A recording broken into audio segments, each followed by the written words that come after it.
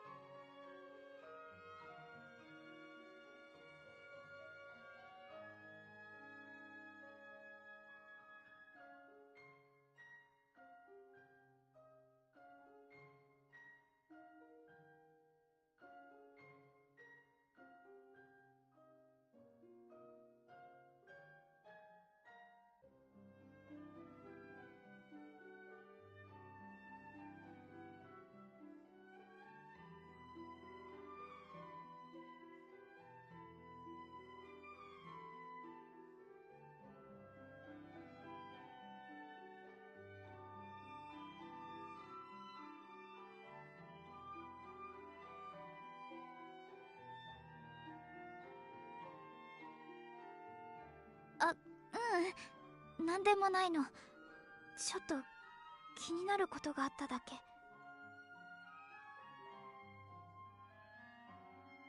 みゆき、大丈夫？うん。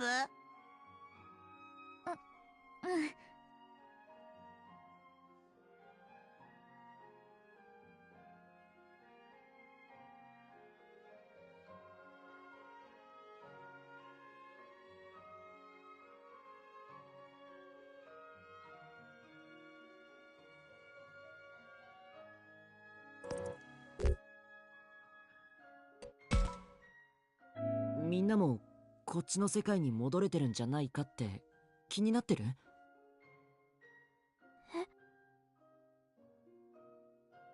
僕も気にはなってるんだ。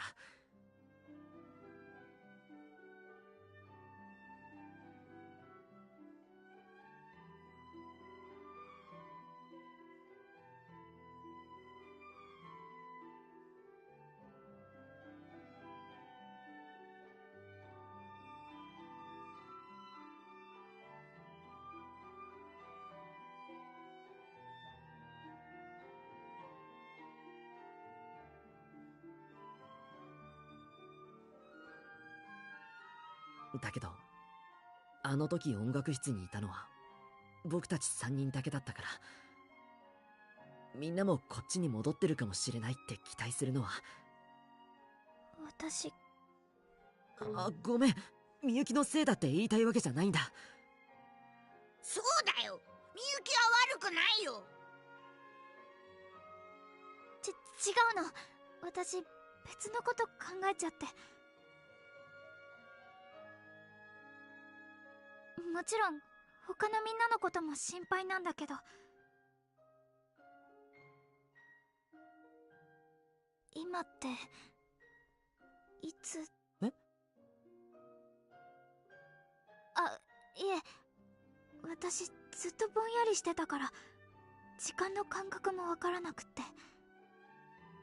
ちょっと気になって。確か僕たちがあっちの世界に行ってから1週間くらいは経ってるはずだけど。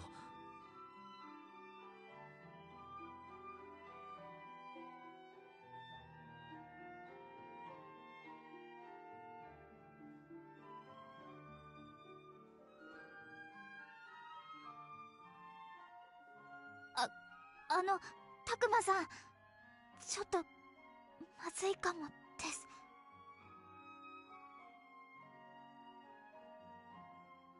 あっちの人たちが悪夢の方をチラチラ見てる気が。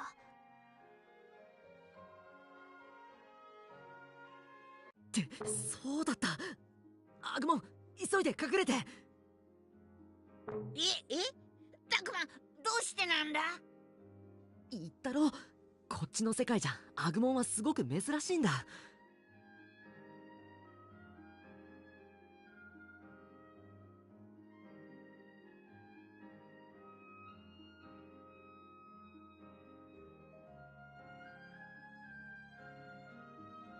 もし見つかったら大変なことになる。でも少しの間、僕とみゆきがあの人たちに話を聞くまでの間だ。少しの間だけだからね。ひとまず見つかる前になんとかなったかな。そうだね。それであの人たちに話を聞くって言ってたけど、まずは僕たちやみゆきが何日も行方不明になってたんだ。そうだよね。とにかくあの人たちに話を聞いてみよう。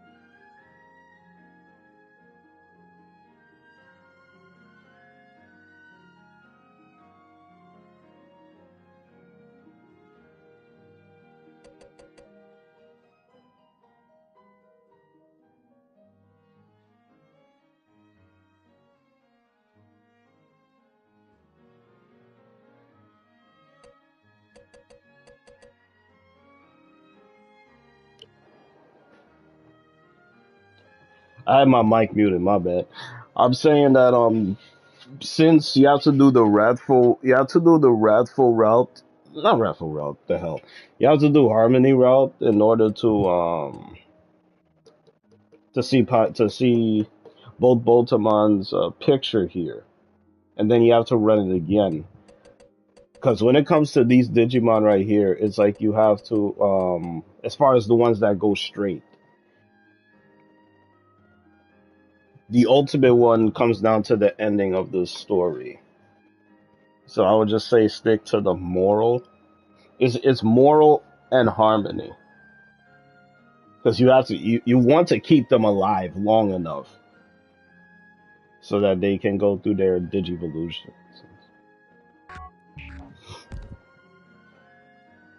I haven't touched this game. I haven't touched this game in a good amount of days, which is good. The last stream I did was on my Twitch, so now I'm back over here.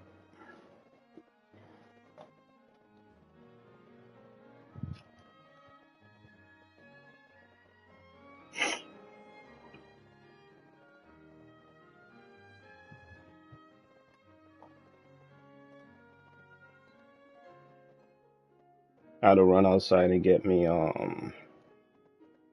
like a BLT.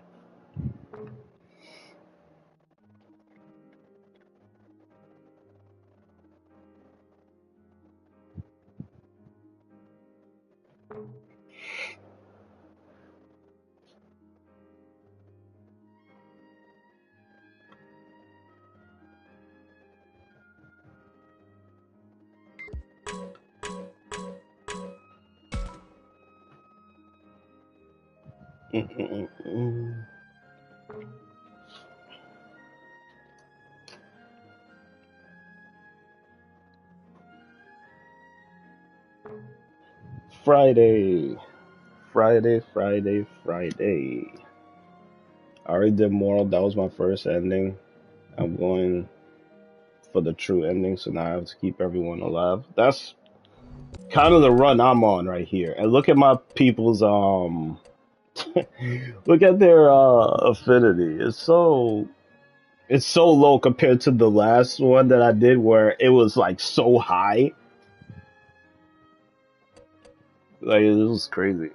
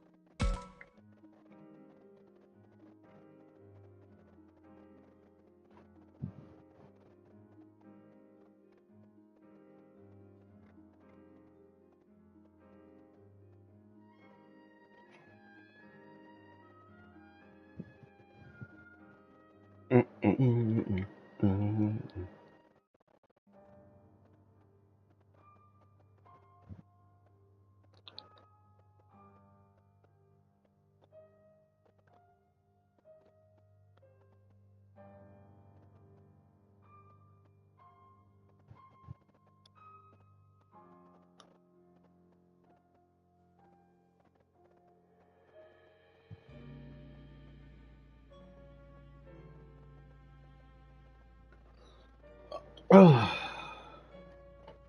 never even got Kaido up to ultimate because I was doing well with his affinity.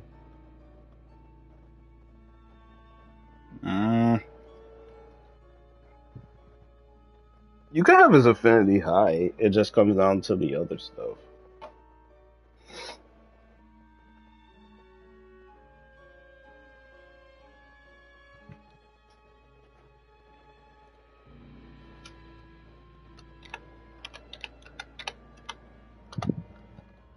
Some people are now finishing up the game when it's come down to New Game Plus. It's like my thing is right there for anybody with the whole New Game Plus stuff. Like what you keep, what you lose. It's all right there. All you gotta do is go to that video that I made because it explains it all.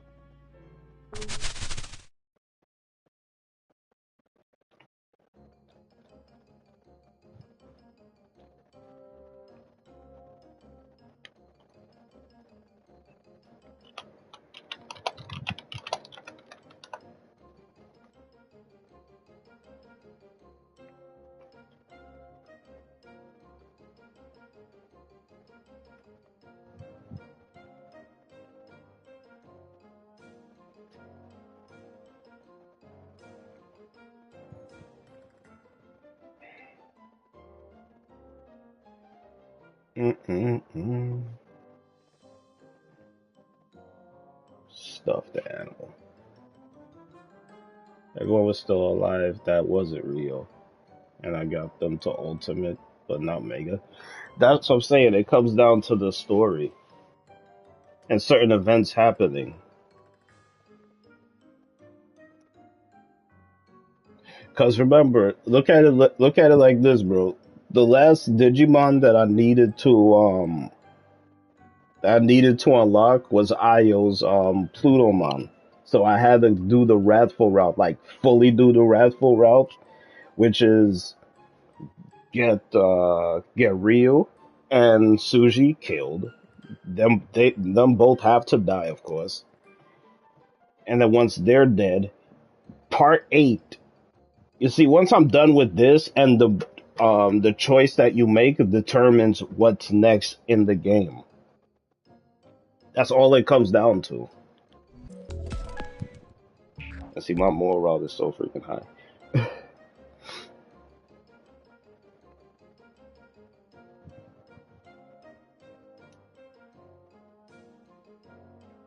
Fangmon is actually not difficult.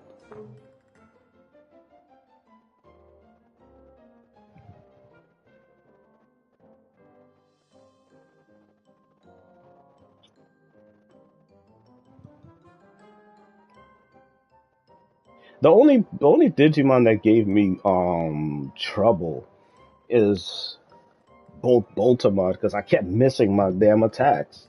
And I was like, what the hell? And I remember I kept dying over and over and over again until I finally got past his ass. And I was like, this dude.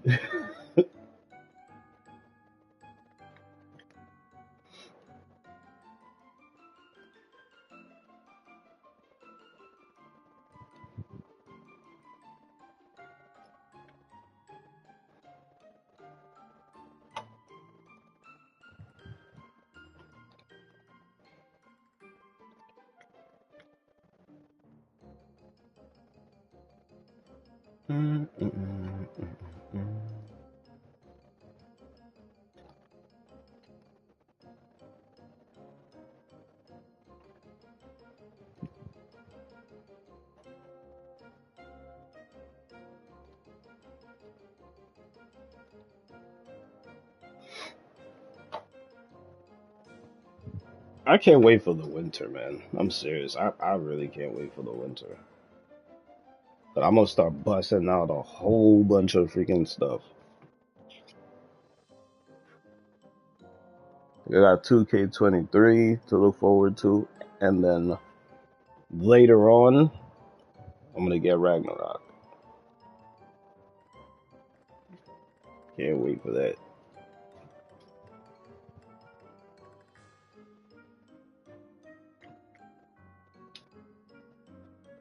Moral was my first ending I had.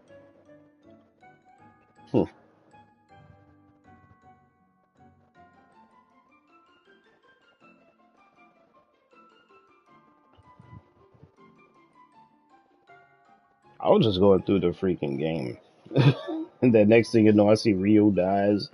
But based off of how he is at the time, I was like, man, you succumb to the freaking fog. And then Suji beating the crap out of Lockmon, I was like, yeah, you deserve that death.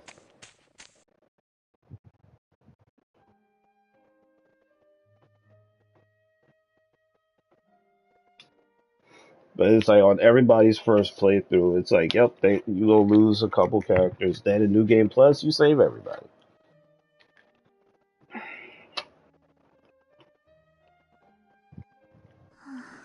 Miyuki, どうしたの？そういうわけじゃ言いづらいことなのかな。言っても Like, that's just 信 how じ it ても is. らえるかどうか。僕はみゆきの言うことなら信じるぞ。もちろん僕もだよ。それについさっきまで別の世界に行ってたんだから。確かにあのね、たくまさん、ここは確かに元の世界なのに、なんだか私の知らない場所みたいで。それってどういう？たくまさん、今って何年なのかな？そりゃ今は2020。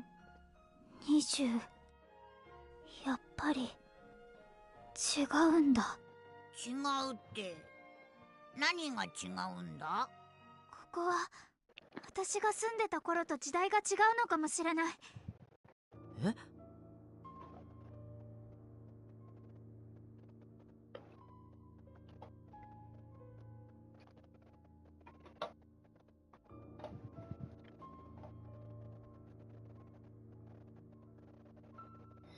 ？Let's see what's been going on recent.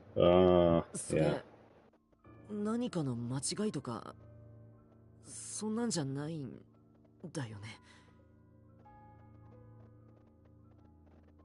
Mm. だって私が住んでた頃は神社は廃墟なんかじゃなかったもの。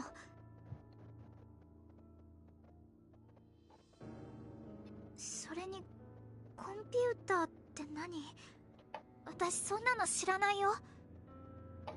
周りの風景もさっきの人たちの服装も全部私の知ってるのと違う。ねえたくまさん、これってどういうことなのかな？ Even if I save Rio, you will see Wingomon. Yeah, like even if you don't, even if Rio dies, right? Because once Rio dies, Sushi's gonna die. But at the very least, you'll have Wingomon in your library like this. It will be in your library. What the hell is he? At Wingomon.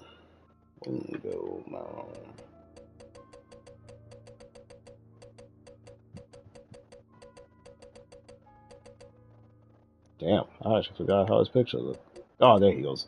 Right here. So like as soon as you see him, like he'll be in your in your library like this.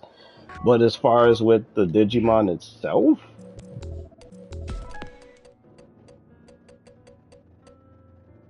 oof, he'll just be right there. Now, as far as progressing like this, it all comes down to you saving what's his face? Rio. For this evolution to take place, and then later on in the game, this one takes place, and then depending on the choice you make, you get the mega version out of the way. When it comes to megas on your selective characters, it comes down to the decision that you make. See? This one here is the moral route.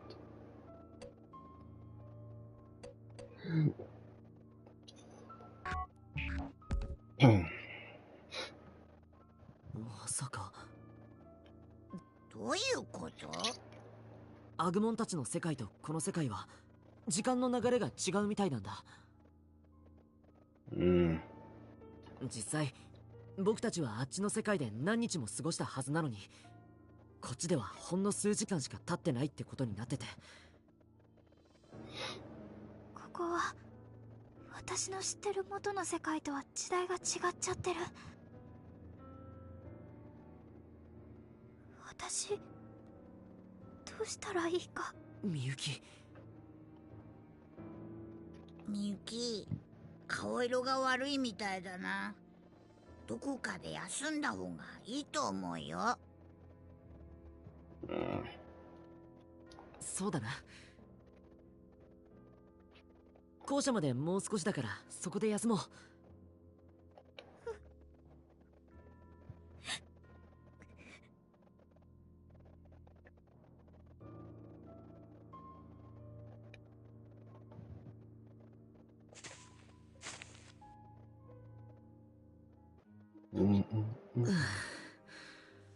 やっと着いた。しかしこうしてみるとこっちの外観は見慣れないな。ここ見た感じ私が通ってた学校と同じはずだけど。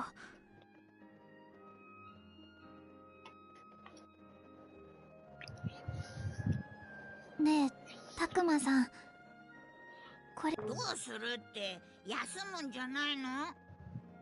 でもよくわからないことも多いし、いろいろ調べた方がいいのかなって。I forgot about that game as well too. Last of Us Part 1. I already played it though. 校舎の探 Still have 索ってこ still have と？ my stuff in regards to that game. People will play the first one, but it's like after playing the second one, it's kind of like, man, like you screwed up. 探索っていうか、まずは先生を探して。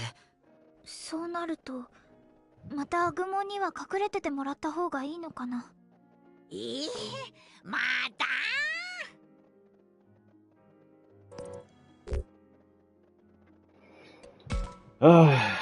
そうだな。まずは誰か先生を見つけよう。きっと先生たちも僕らのことを探してるに違いないし、それに先生は何か知ってるかもしれない。そのためにもまた隠れるの？僕たくまと一緒がいいよ。さっきだってぬいぐるみのふりして大丈夫だったんだし、僕も行く。ダメだよ。さすがに学生たちに見つかったら気づかれちゃうし。ごめんねアグモ。わかったよ。よし、それじゃあアグモンは建物の陰にある茂みのあたりで隠れてて。おばあさんと違って学生たち相手だとぬいぐるみじゃないのはすぐバレるだろうから。Yeah, that's the one thing that Agumon does not like to do in this game, and that's to hide. Cause he likes to be around the main character. That's why. Remember, he goes off of the personality and feelings and emotions off of said human. くれぐれも気をつけて。いいな。かくれんぼみたいだね。かくれんぼか。頼んだぞ。じゃあ僕たちは校舎に入って情報を集めながら。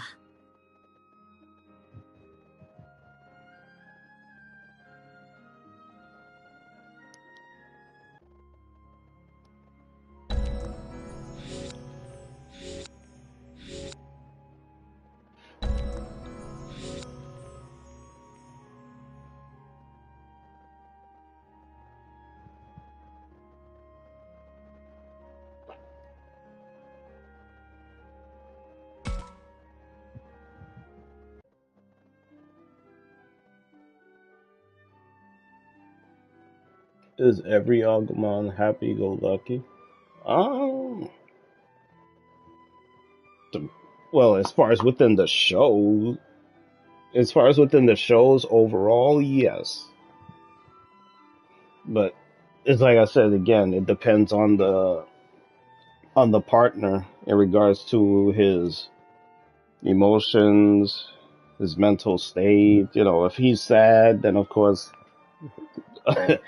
their Digimon's gonna be sad. If you're happy, they're happy. If you're angry, pissed off, and all of that, it's gonna affect them as well too.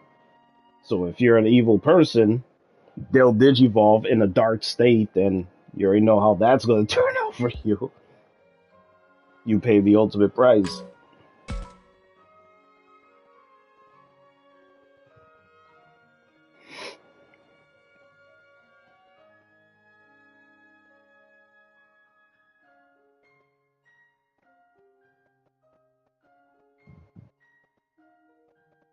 Also, that other video that I made not that long ago should help out a lot of new players in the future in regards to finding Rio's gold medal.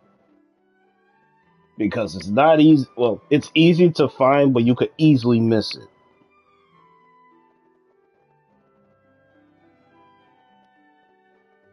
As long as you keep them alive, you'll be fine.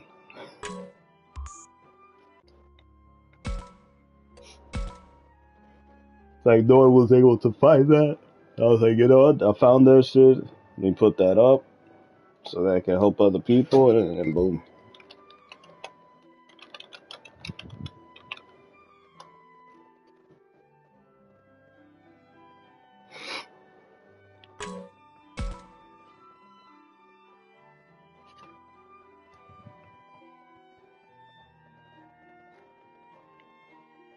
All you gotta do is put in Rio's gold medal, and you see my thing right there too. I did Cyber Sleuth in the past. I'm actually watching a playthrough of Cyber Sleuth. Is it Hacker's Memory? I'm actually watching that. Because ever since I've beaten this game, I actually went back at other Digimon games that I didn't bother with. And you have Hacker Sleuth, that's a Hacker's Memory, in which you have hackers in Digimon, and they use the Digimon as tools. Like, oh, they're just tools for us to use, and all this stuff. We'll catch Digimon, we'll sell them, we'll do all kind of stuff. It's like, I would say it's typical human behavior. Especially when it comes to, let me have something and it's like, oh, this could benefit me, but you know what? I'm gonna just turn this into a profit. I beat the game before Survive came out. But in that guy's mind, when it came to Cyber Sleuth, I don't even think he has a partner, which is why he looks at Digimon as tools and in that game and all of that stuff. So it's like, if you put the dynamic in Survive in Cyber Sleuth, you know how much people in that game would die just based off of their personality and emotional state, their mental state.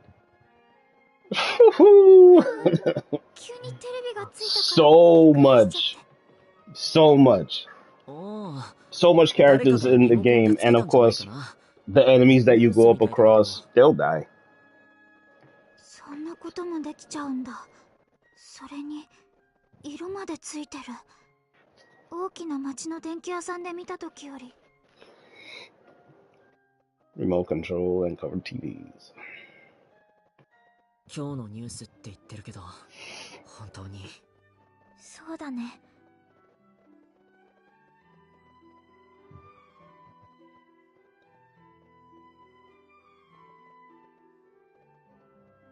There's so much people. If you play the Wrathful route, so much characters have. Let me see. You have Ryo, Suji, Saki, and Ayo. All four, to go along with the Professor, Miyuki. Yeah, Professor, Miyuki. I mean, damn, you talk about six. Talk about at least 6 characters.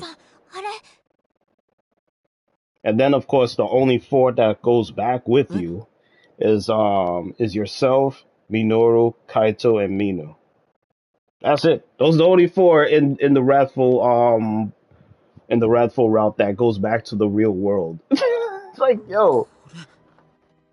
このニュースに映ってる現場って大規模な崖崩れが発生。課外キャンプの生徒らが行方不明って。やっぱり騒ぎになっていたんだ。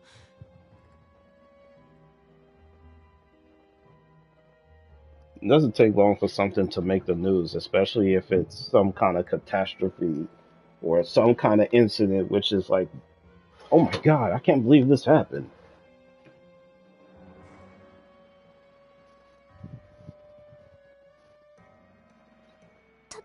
Takuma-san! このニュース。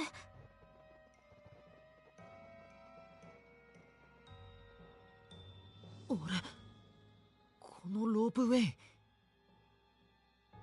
ていうか、廃線になっていたロープウェイで事故。I don't know which Digimon game started it, because I'll have to like go way back. But just because this is the 20th anniversary for Digimon when they released this game, they kept it at the roots, in which once you beat the game and you go through the ending credits, they'll use the term, we'll call them Digimon, digital world. Because throughout all of this, they just kept saying Kimogami, Kimogami, Kimogami. In all of the other Digimon games, I don't think they use that term. Because when Haru started talking about Kimogami and all this other stuff, it was like, so practically this is like, you might as well call this Digimon Origins but they call Digimon Survive, but it's kind of like the origins, in which we'll just call them Digimon, digital monsters, and so the train begins from that point on.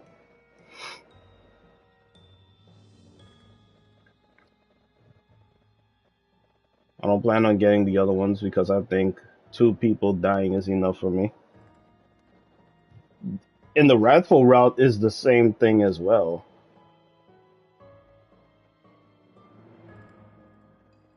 In Harmony, think of it like this: Harmony route and the Wrathful route. Those are the 2 routes in the game in which 2 characters die right off the bat, and then depending on the decision that you make, Harmony or Wrathful, whichever route you take, Harmony, Mino, and Kaito go.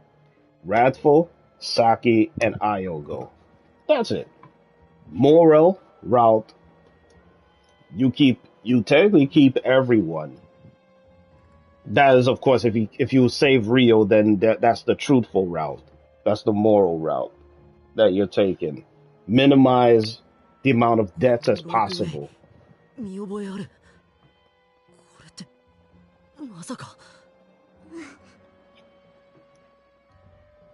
And see, right now, I'm on the truthful route because Rio and Suji are alive, and then based off of the choice that I'm going to make, it's like, yeah, I want to be true to my friends and save everybody.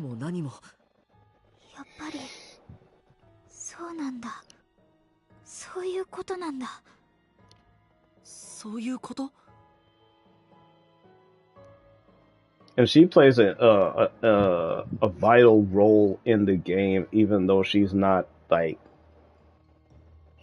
playable just like Haru is playable, but Haru is just the brother of Miyuki, and he aged.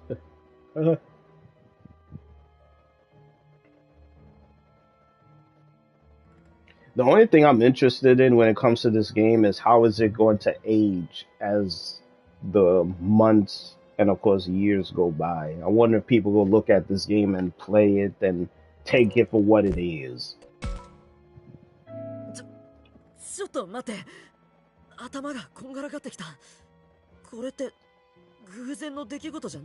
Because this game has a light anime novel to it, with dialogue and technically there's darkness in this game. I originally planned on everyone live when I first got the game. That's what everyone's intention was, but considering when you look it up, it's like Ryu and Suji is gonna die. It was like them characters were gonna die. That was like, you cannot save them on your first playthrough. They're gonna die, and it's like depending on the other characters, that just goes down to the route you choose. But as far as those 2, yeah, they're gonna die. And then once you beat the game, you have New Game Plus. Then you can save Ryo and Suji. But everyone dies. Not everyone dies. So Ryo and Suji die on your first playthrough. I'm not talking about route. Your first playthrough of the game, they gonna die. That is what it is.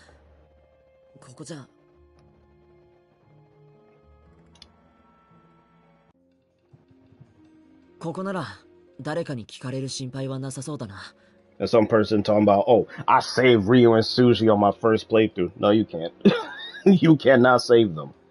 You only can save them in New Game Plus, bro.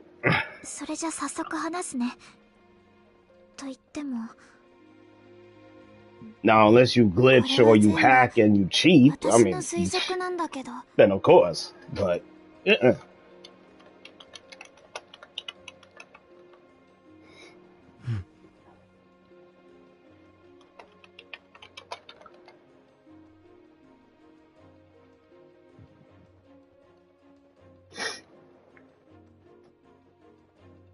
私たちがいるこの世界と私たちが飲み込まれたあっちの世界は and it's like, it's even like right there fixed into the game.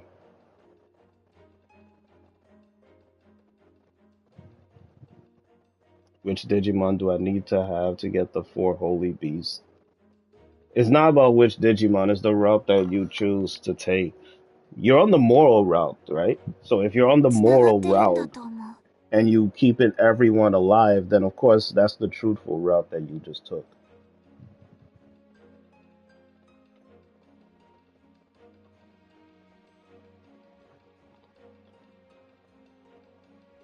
Look at it like this.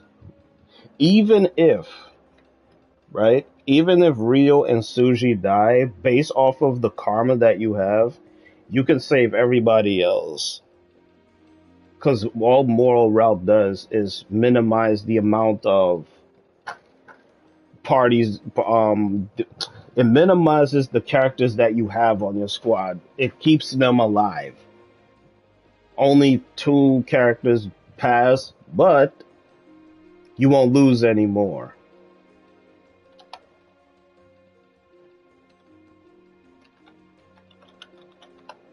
And I know people get confused with it as well too, because you want these 2 characters to be alive and all this other stuff. So it's like それはそうだよね。でなきゃ行ったり来たりできないよ。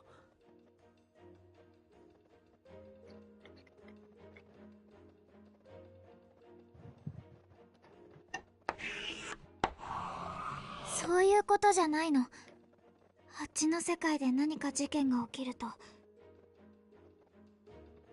see, truthful route is in New Game Plus.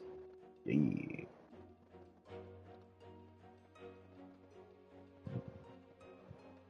それと対応するように、この世界でも何かが起こる。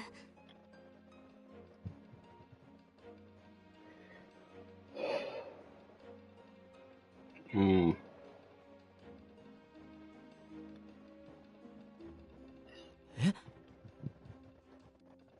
Do, do, do, do, do, do, do, do.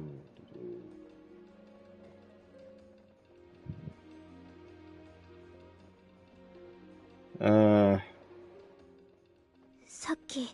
それって。 Trying to look at all the other ones.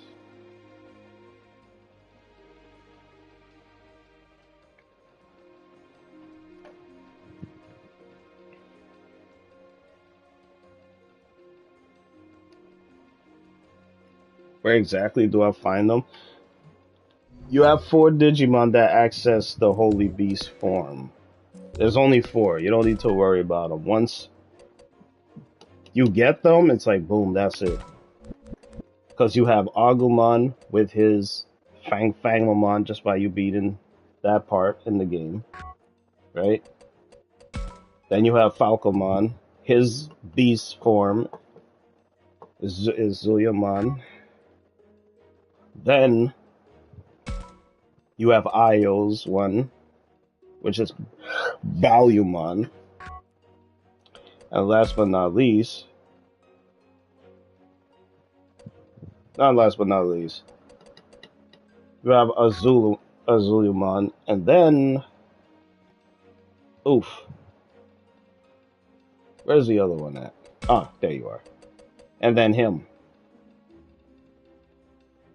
So technically, I would say technically, the 4 beasts is 1, 2, 3, and 4. Those are the 4 beasts. Ayo, Minoru, Minu, and Saki. That's it. As far as Fangmon is concerned, he's like the main beast with all 4 of these coincide. So remember, you have 5 members. 4 of them are the 4 Soviet beasts. So yeah. Yeah, that's what it is, bro. 思い出してたくまさん。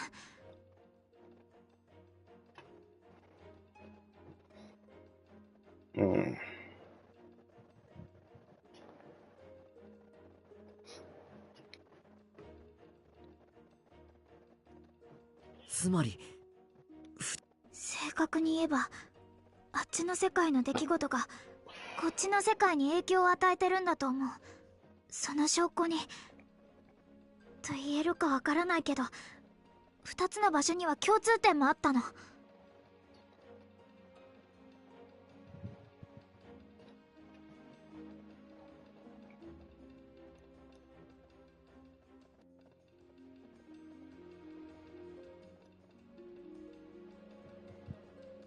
もしかして霧？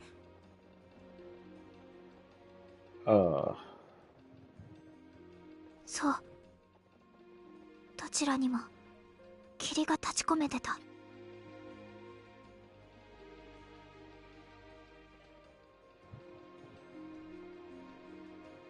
And let's see, players may also lose 2 additional characters on the Wrathful and Kaito on the Harmony, depending on their karma and the route they choose. But yeah, depending on the karma and the route that they choose, which is that. In light of this, players who want to experience as few deaths as possible in their initial game should choose the moral option. Players in the New Game Plus saving Ryu and Suji and then take the true route in order to save everyone. Which is a fact. This is what I was saying from before.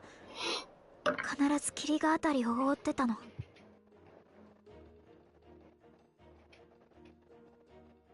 See, if you want to have as few deaths as possible, choose the moral route. The moral option. ということは、あっちの世界で霧が出ているところにはそのうち多分。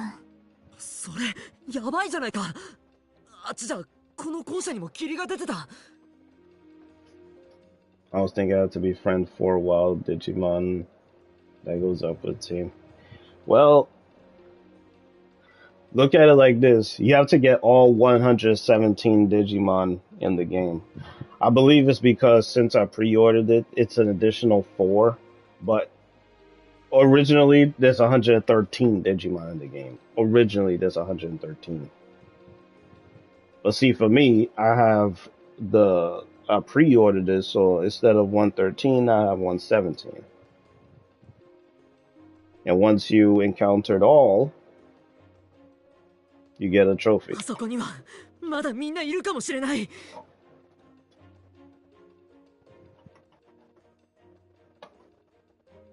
And they say heavy spoilers. あっちにいるみんなにこのことを知っているのは私とタクマさんだけ。つまり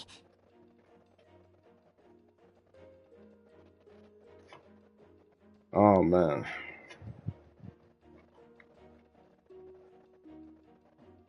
止められるのは私たちだけしかいないの。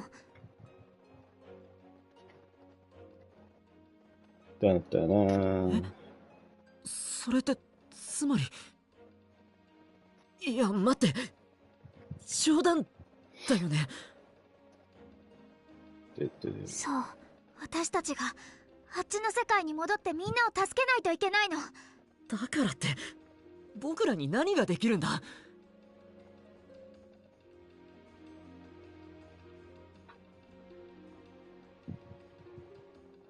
現に僕らはあっちの世界に戻る方法さえわからないんだよ。戻る方法ならあるよ。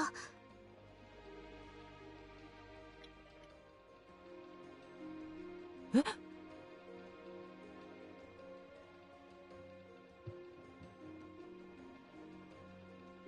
私の歌で2つの世界がつながるのをタクマさんも見たでしょ。I'm not 100% completion person. I'm not about that sort of thing. Ah, that's no problem. あれは皆世間に代々伝わる力なの。皆世間に代々 You're cool, 伝 you're わ cool, る。 bro. You're cool. それじゃあ、あのおばあさんが言ってた集団失踪事件で消えた皆、私のこと。やっぱりそれじゃあみゆきとハルがあっちの世界に行ったのは50年も前。 And this is the one part in the game right here, which is like, it made me question Haru so much because so you're telling me 50 years ago compared to the year in the real world, which is 2020 in this game, and then you were there 15 years ago, so you have to say 12, 13, 14, around there, which is kind of like the same age as our characters, but slightly older, because Ayo is older, Ryu is older, Suji is older, but around our same age. This dude went back into the real world while his sister was still in the digital world, and he aged in the real world so much and talking about, oh, my memories is this and all this other stuff. When a major event happens to you when you are a kid, that stays with you. It does not go away. But he's like, oh man, my memory is this and this. And it's like, he knows he's been in this world before. And since he's in his 60s right now, it's like, huh. Like, do you know how much this game could have been easier from a story standpoint if he would just, how can I put it, be up front and let us know what the hell is going on instead of reading from, you know, the murals on the wall, having this theory, having this analysis, having all of these things. When it's like he knew from the jump what was going on. I always wondered how he forgot. Yo, that's what I'm saying. It's like, how did he forgot? Like, really, concussion. He was in no coma, from what I know. And remember, while we woke up at the time when we first got to the digital world, he talking about, oh, noxious gas and all this other garbage that doesn't even make sense.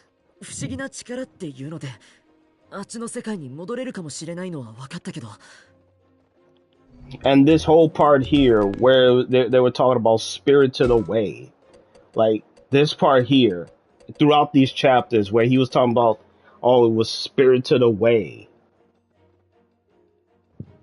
Throughout all of these, right? I need to get chapter 4 and 5 at some point. But this part here, when you talk about spirited away and all in the seasoning, tale of the mural, this is all of his memories. In case, you know, some people haven't figured it out, this is all of Haru's memories from the time he was in the digital world. Like,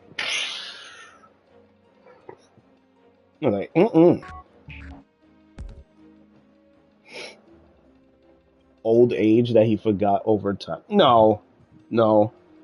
There are people that in their 60s remembered how it was for them when they were a kid. I can bullshit on that. Especially an event that happened like that.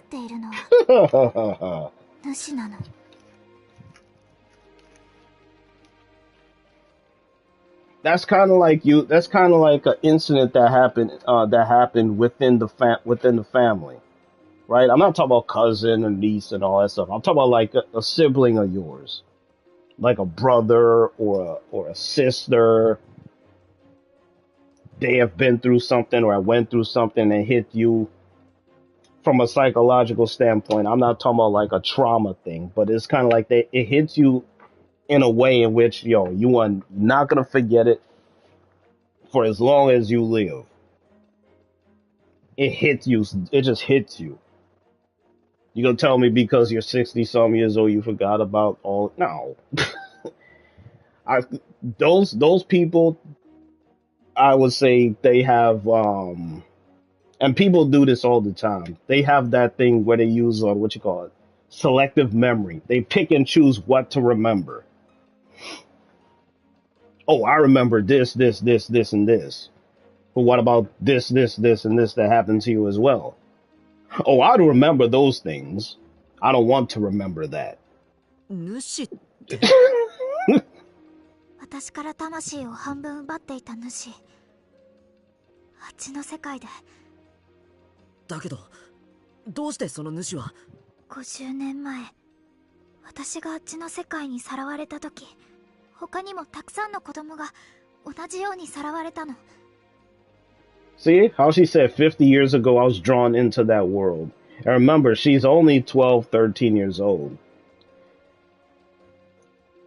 Which at the time that I said when I was comparing the different times between the digital world and the real world, just that text there as well confirms that, oh, you don't age in the digital world. You could go into the digital world at 20 years old. You are not aging one bit.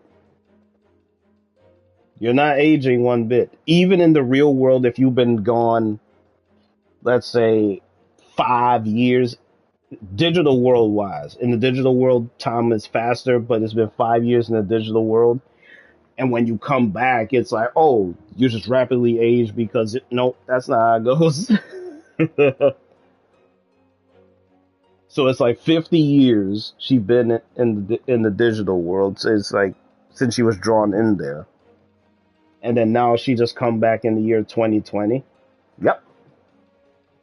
So if if Miyuki stays in the real world right now, she would actually age whenever her birthday is. Boom. Now she's at this age. Even though in the digital world, she's 50 years in advance. 私も最初はただの偶然なんだと思ってた。 So you might as well say she is kind of like around the same age. If she were to come back at that time with Haru, but she would be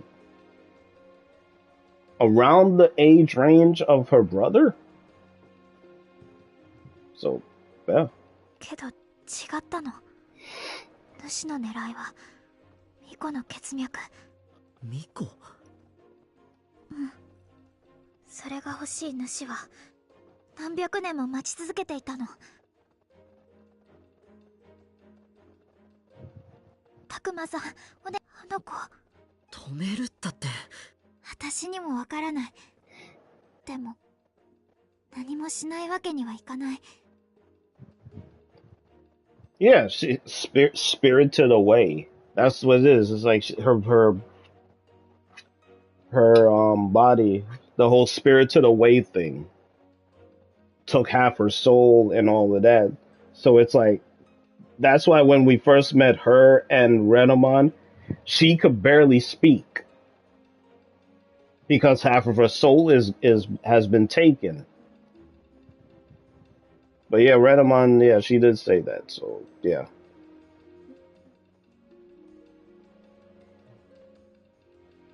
But see, even though, well, we haven't been spirited away anyway, but we haven't aged in that same respect. So it's like, no matter what happens when you're in the digital world, if you're spirited away or not in this game, you don't age. Because even when she spirited away and she was still there, she did not age.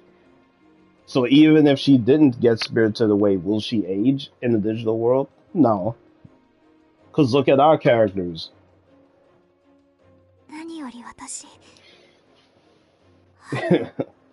一人ぼっちにはさせられないから。 Because look how funny this is. Once you beat the game, no matter the scenario, when you beat the game, a year has already been passed. I'm talking about in the digital world, it's like a year has already been passed. So if you look at it from the digital world standpoint, where it's like, oh shit. So you're telling me a year has already been passed in the digital world, and technically in the real world, it's only been 3 days.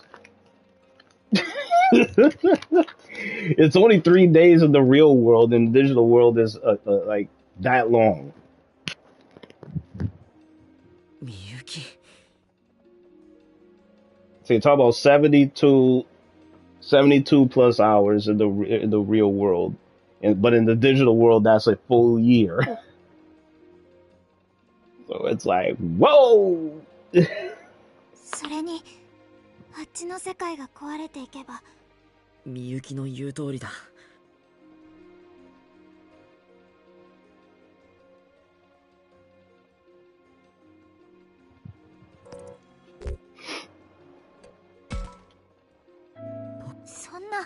そんなことない。たくまさんは主に飲み込まれそうになった時だって、今度だって。これ以上は僕みたいな子供じゃ。それが難しいことは。それは。それに信頼できる相手なら、たくまさんとアグモンは強い絆で結ばれて。 Oh yeah, that's another thing. そうでしょう。 Because I already did it already, but some people don't know about the other ending in the game. You have harmony, wrathful, you have moral, you have truthful. You know there's a bad ending to this game, right?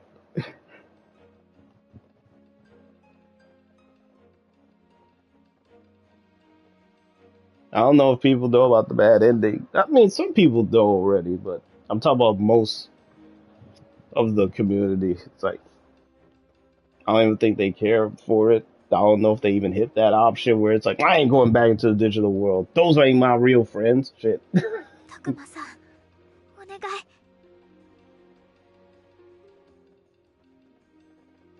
That ending is a no for you. You get nothing out of it. There's no trophy that says, oh, select the bad ending of the game. It's just there. おお、やっぱりタクマか。先生。まったく、野じ馬だか本当に行方不明だかわからない学生もいて、今大変な状態なんだ。すみません。タクマはミノルたちと一緒に行動していたはずだな。If that's a question that needs answering, then they probably didn't make it back. それに、その子は？私はその。 Oh no! 実は僕、この子に案内してもらってたんですよ。ね。そうなんです。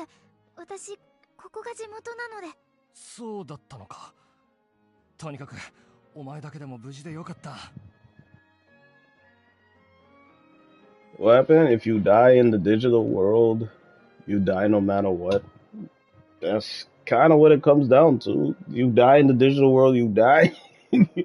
You ain't coming back in the real world because you died in the digital world. I think in the anime, it hit the characters that same way too. Cause I think Tai and the others, they were like, hold on, if we die in this world, we die in the real world. Like, hold on.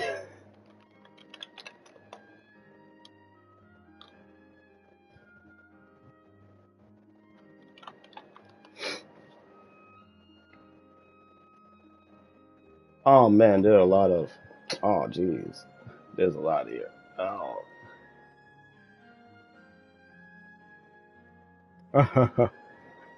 It's like, like you ain't coming back, bro. 連中も無事だといいんだが。とにかく、そっちの君も騒ぎが落ち着くまでしばらくここにいた方がいい。まったく。崖崩れだけでもって。崖崩れが起きた現場の古い神社の方で、熊だか喋る化け物だかが出たって。Oh, see, some talking bear monster thing apparently showed up near that old とん shrine. でもない騒ぎになっているらしい。化け物？それって。ああ、いやもちろん言葉を喋るってのは何かの間違いだとは思うぞ。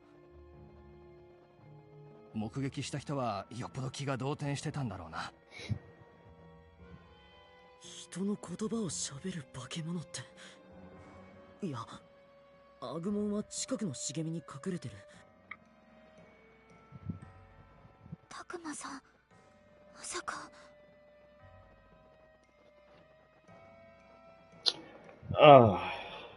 たくまさん。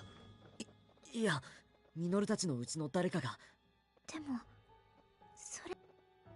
それにこっちの世界に戻る直前、最後の最後まで私たちの近く If に we いたの really は。 didn't come back alone, there was only one other monster nearby. 二人ともどうした？心配なことがあるなら今のうちに先生に。 Which makes sense. If you know what I'm talking about when it comes to it. It makes sense, but it's like, I'm surprised he decided to... I think someone found him in that state, though. Because we did whoop his ass. 今すぐ確かめに行こう。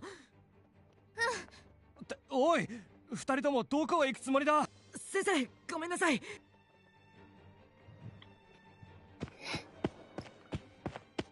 Getting scared of Agumon was kind of funny. アグモン、お待たせ。やっと戻ってきた。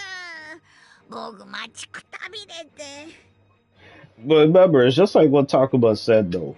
That if anybody were to see him, it would cause a major, major uproar. Because remember, nobody has ever heard or seen of a Digimon before in, you know, up close and personal. It's like, oh shit, you know, what the hell is that? It's a monster. You know. When you haven't seen anything you haven't seen before, you automatically will get scared.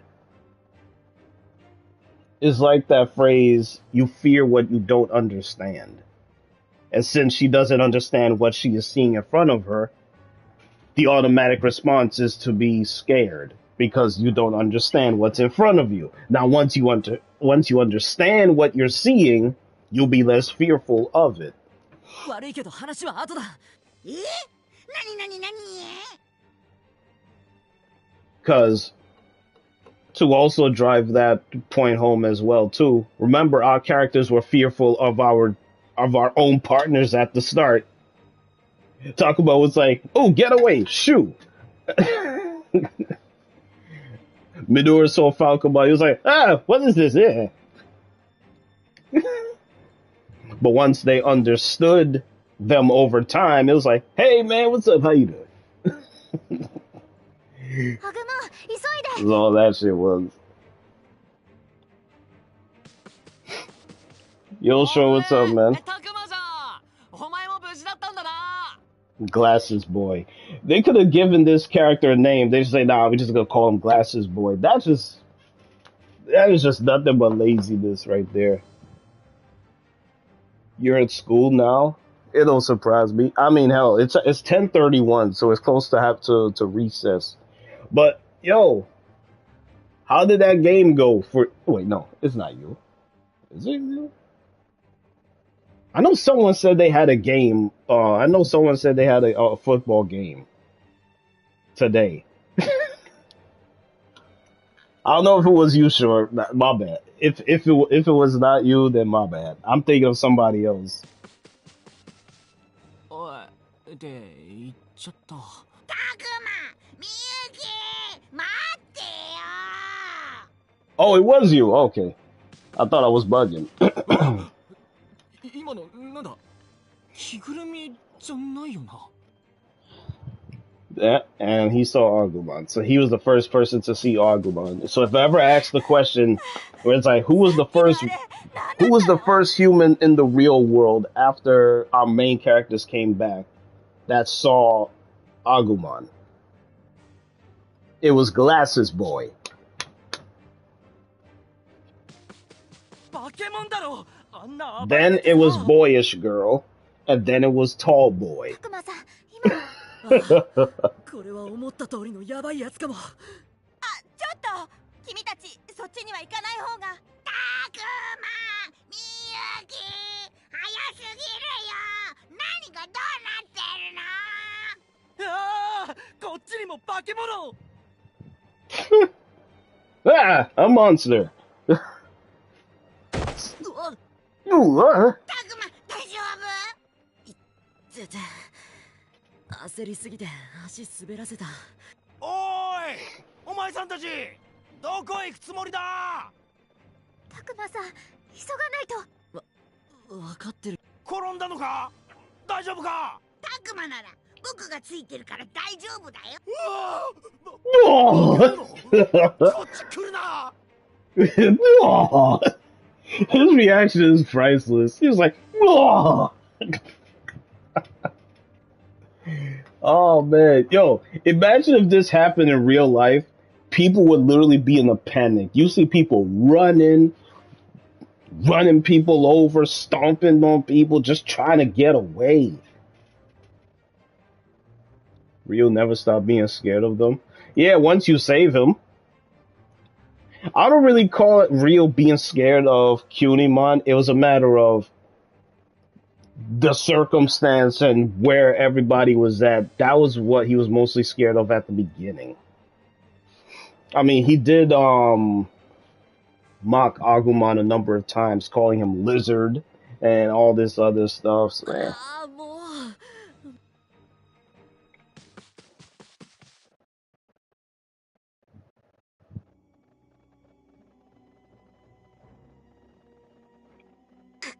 ここは私は一体 Now, I'll explain as far as with this part here when it came to Piedmon and how he was able to get into the real world. Remember when we were trying to save Miyuki on that altar? Right? And the smoke came and it took us. Of course, it took myself, Miyuki, and Piedmon as well. Piedmon was there. So when it transported us, we were in that little cocoon state. Piedmon was nearby. And then when we teleported to the music room, of course, he wasn't there. Right? He was not in the music room with us. He was still in that other spot. Now once we talked to Miyuki for a period of time, and then next thing you know, the master heard that, oh man, we were actually here because we were still in the digital world. So she played the song, portal opened again, then we went through. In that same spot again, Piedmon decided to jump aboard at the last minute. Because trust me, if he didn't do that, he would still been in the digital world.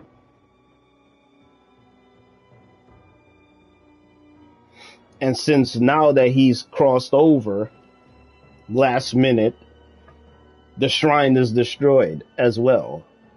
なになにこんな時にコスプレ裏の祠も倒壊して大変不安定な状況です。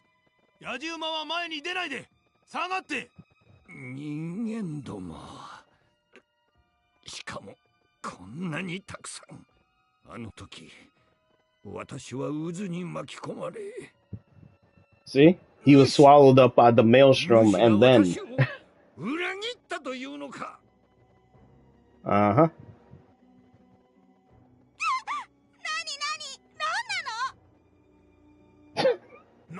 なんだお前はこっちを向いておとなしく Now, why is he trying to arrest him and he didn't even do nothing? And on top of that, he's hurt.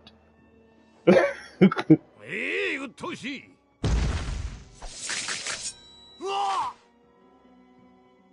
And the first human casualty. He just goes and kills him. Like, bah, enough. Shoot, shoot, shoot. Ching. Dead. 悪魔さん、この音。それにこの気配。たくま、あれ見て。やっぱりピエモンがこっちの世界に来てたのか。He must have thought Piedmon was human. Well, considering the braided girl said, is that some kind of cosplay? Yeah, a human dressing up like that with swords. Hey, considering how cosplay is gaining so much popularity nowadays, it's like, hey, if you dress up as something, it's like, oh, he's just cosplaying. He's not posing any threat. Leave him alone. Yeah.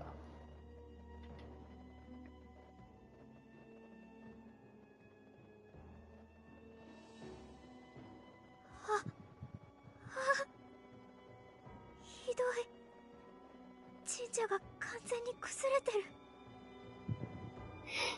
Now that part there is interesting. The landslide knocked it over just so. And of course, he's here. So it's like, yeah, he came at the last minute.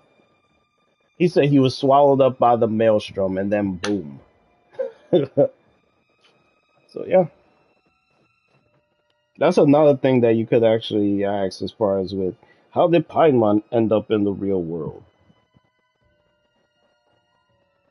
これじゃ裏の祠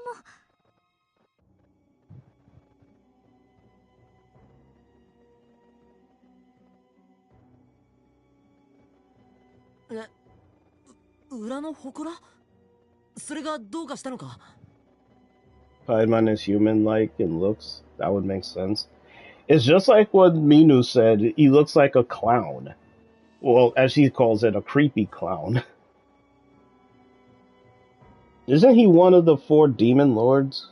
I'm trying to think on this. When it came to Paimon. ちょっとそこの君たち、危ないから下がって。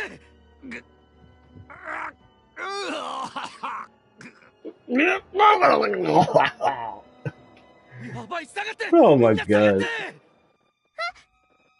なぜだ。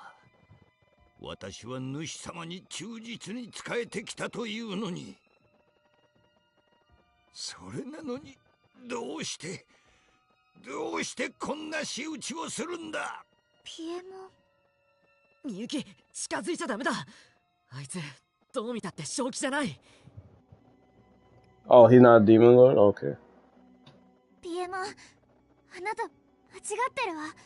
なんだと？私のどこが間違っているというのだ。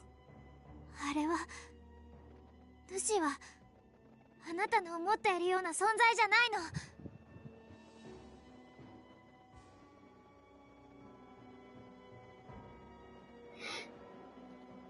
そんなでたらめを言うな。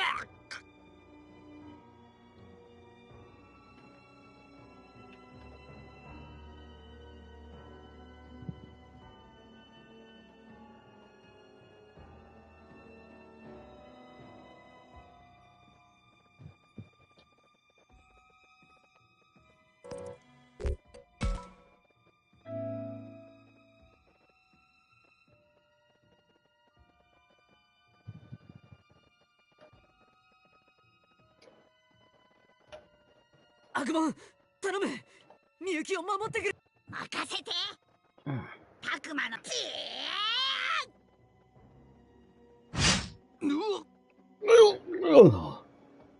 Yeah, take that.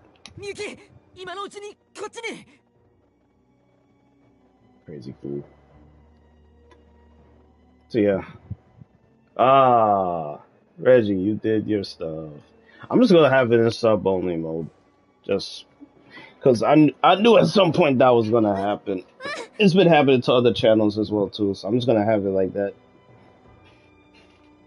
It's like to get rid of those bots.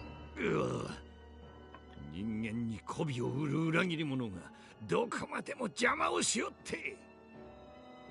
私の邪魔をしたこと、ここで後悔させてやる。お願い、少しでいいから話を聞いて。私を騙して何をしようとしているかは知らんが、その手には乗らん。違うの。お願いだから私の話を聞いて。みゆき、前に出ちゃダメだ。でも私はお前を連れ戻し、主の寵愛を取り戻すのだ。だからそんなことをしたって何の意味もないのよ。That's one thing there. When Paimon said that, I'm gonna take you back to the master and for a favor and all of that stuff. Look, man. This is another reason as to why I think he obviously followed us at the last minute. Because since Miyuki is in the real world, there's no way the master can open the door and just send whichever Digimon that has not served their purpose to the real world. Because if he were to do that, then trust me, the real world would really be in danger. Seeing Digimon all over the place. How did this one came here? How did this one came here? He needs Miyuki's power to open the freaking portals so that you could come back and forth as you so choose. So yeah, I never liked him. I actually like his voice in this game. I actually do. まだ言うか。私にはわかるの。魂を奪われている間、主と同じ世界を見ていた私には、主はあなたのことなんて関心があるのは世界に恨みを晴らすことだけ。それにこのままだと仲間たちとも再会できないの。ここは。お前の言うことなど誰が信じるか。でたらめだ。何もかもでたらめだ。無視を冒涜する者はこの私が許さん。悪魔。分かってるよ、タクマ。まずは邪魔なそいつらを血祭りにあげる。それからミコ。タクマ、来るよ。分かってる。悪魔、戦うぞ。And this is the fight that made Takuma famous on social media. うわ、やっべえ。これマジなんかの撮影？ Onlooker boy. いや、これマジなやつじゃないの？あの小さい方とかリアルすぎるって。ええ、ちょっと写真。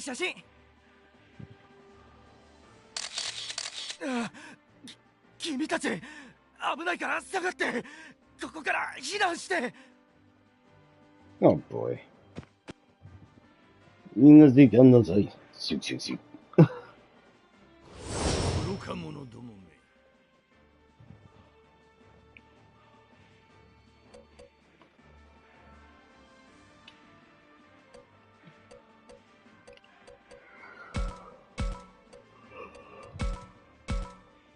Oh boy.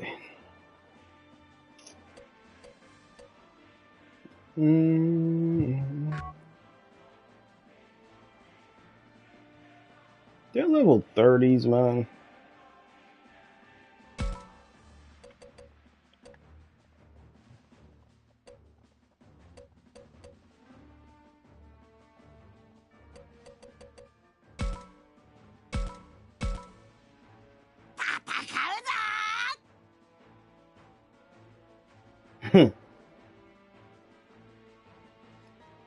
Remember, the story does not scale. It's only when you get to the end of the game that it's like, oh, now I gotta do damage.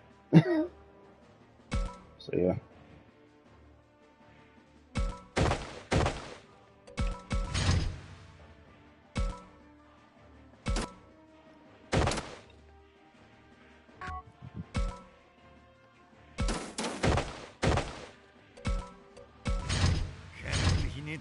Mm-hmm. 僕の番だね。行くぞ。反論門。今が始まりの時。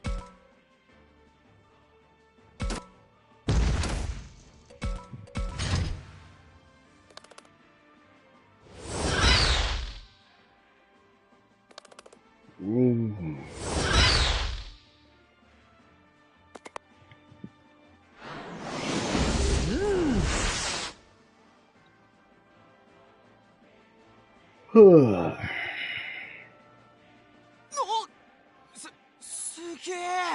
超大迫力じゃん。映画見て。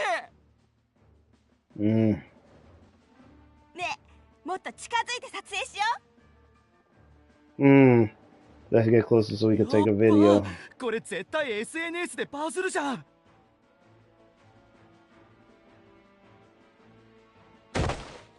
Be gone. Choo choo choo. これでもくらえ。う。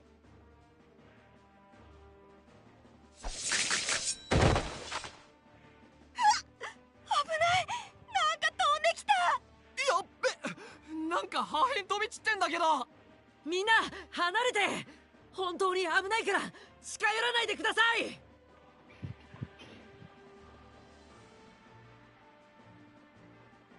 無駄にあがくな。 They don't understand the situation at hand.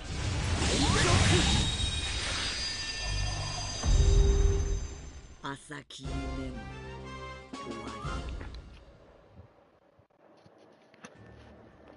Ugh.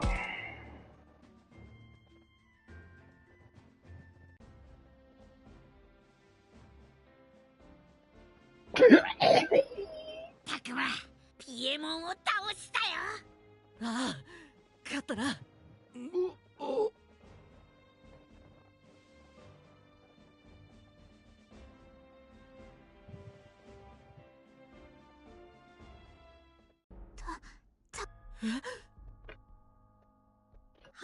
あいつ立ち上がった。まだそんな力が残っているのか。なんてすごい執念なんだ。お前たちすごい目でこっちをに。どうするだって。僕なら悪魔。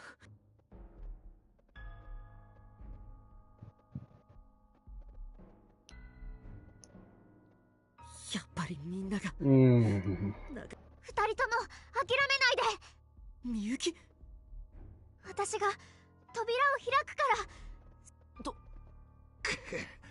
見込め。何をする気だ。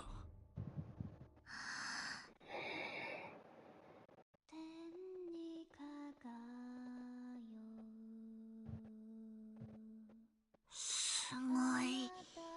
みゆきの声きれいだ。なんだ急に風が。たくま、あれ。この白い光。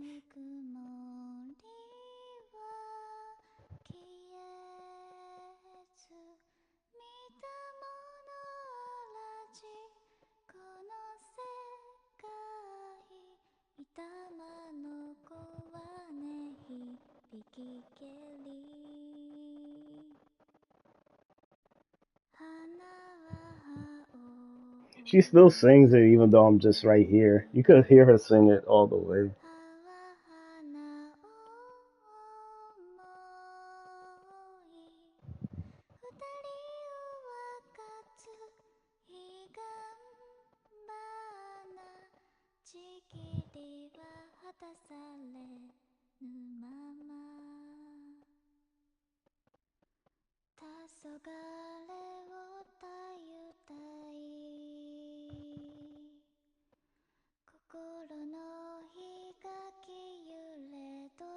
That's crazy.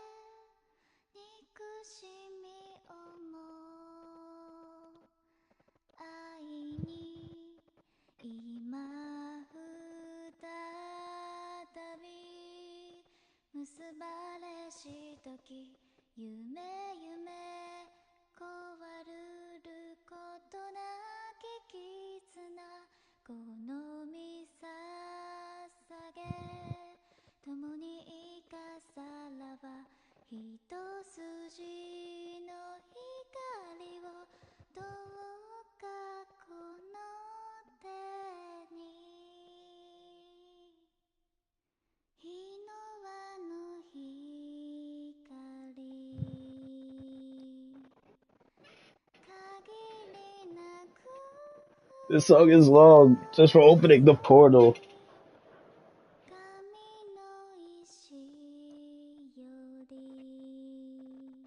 This is like the full version of the portal being open. The game just says, we're just gonna open because this thing is a long song.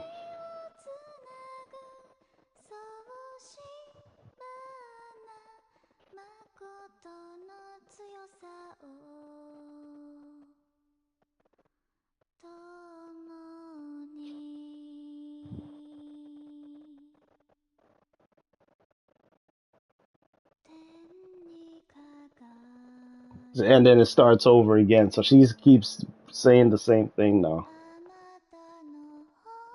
That's crazy. これはなんだこの白い光。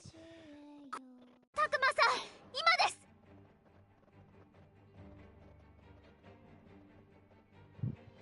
うわ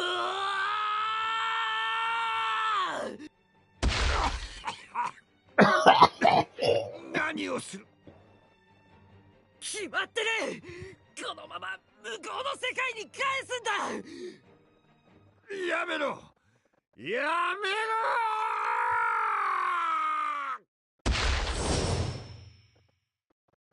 やったたくま、大丈夫か？ああ、僕は平気。よかった。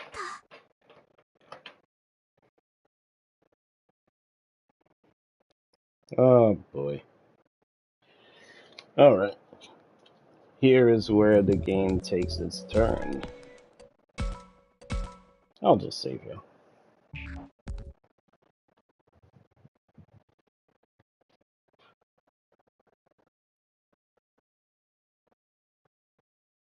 たくまさん。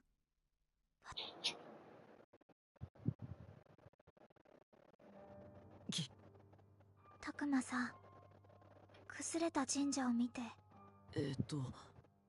そう。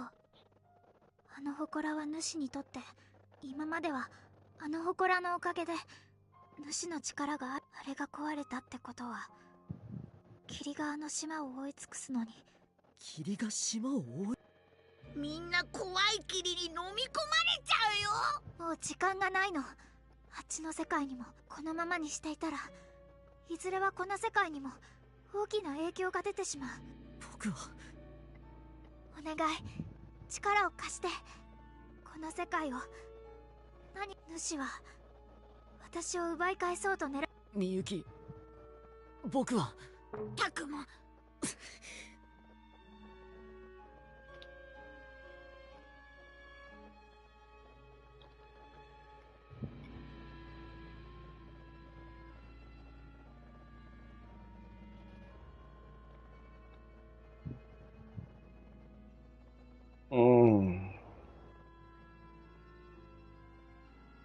たくま。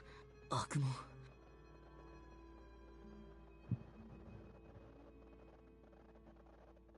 I already just saved.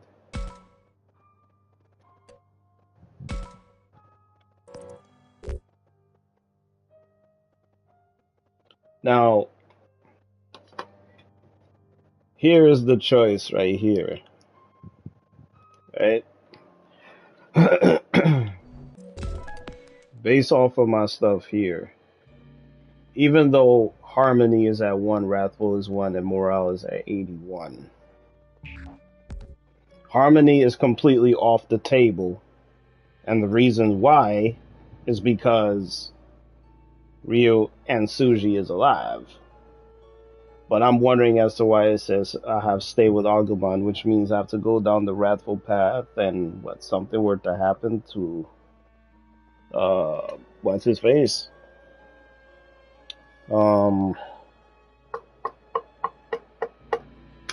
Saki and Ayo. Just that upper section there kind of intrigues me. So that's the Wrathful route. And remember, Ryo and Suji is alive. So this is why I actually wanted to save, because I wanted to test this. So I'm going to click the upper option, and I'm going to see if any cutscene in which shows up specific characters. Be like, oh, this and this and this. Because if that's the case, then yeah. So I'm going to say this, because this staying with Agumon is the Wrathful route. Even though I have Ryo and Suji alive. I'm going to skip all of this. I'm going to go back in there, of course. Phone call, all of that stuff.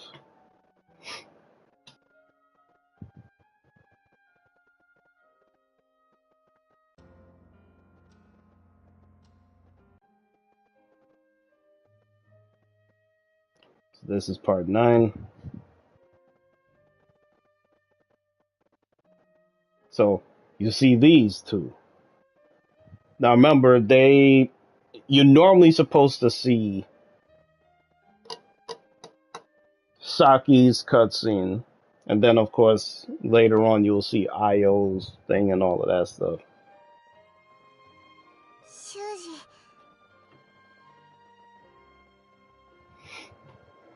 So we see them two.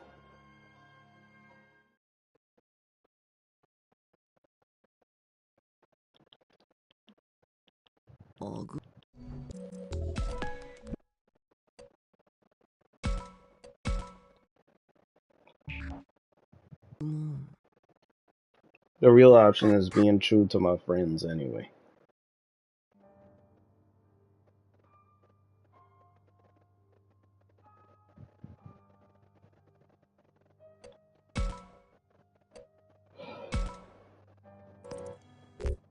So be true to my friends.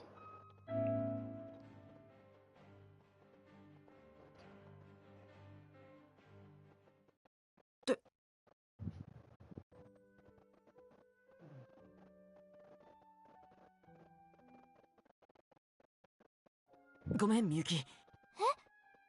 みゆきを手伝うんじゃない。僕も一緒。たくまさん、ハグも。それじゃ今度こそ戻ろう。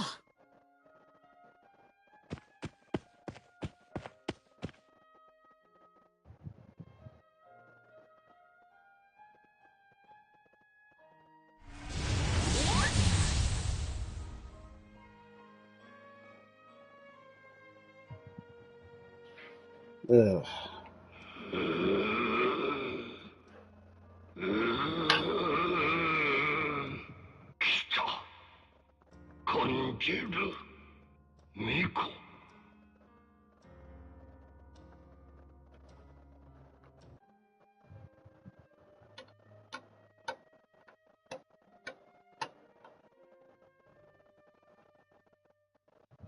Huh, same stuff. Technically, it's the same cutscene because we saved both of their ass. So, fair enough. 教授を見ているとね。だからあの人の近くでそういう人間的なものを。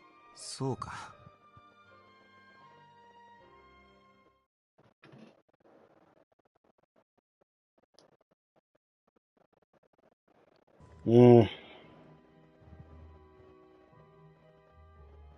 Yeah, he comes, hugs me, all of that stuff. And then Randomon's like, they're back. みたいだね。じゃねえよ。一体今までどこをほっつき歩いてたんだ。 As soon as you come back, everyone's in shock, but then Kaito's the only one that says, look who came out, look here. Where have you been hiding this whole time? You have no idea what the hell we've just been through. We fought Piedmon for you. おいおいカイト、そんな言い方ねえだろ。まあまあいいじゃん。無事だったんだから。喜ばしいことだ。そういうわけにはいかないわ。ねえ、たくまくん、あなた廃工場で私たちと別れてからこの10日間、一体どこで何をしていたの？ 10 days. It's like time moves that fast in the digital. 10 days. Which is only...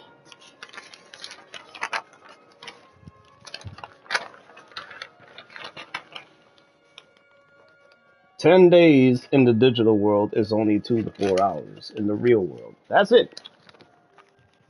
That is it. Oh, yeah.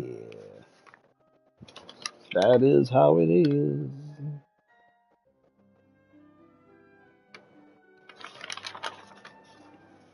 It's funny, isn't it?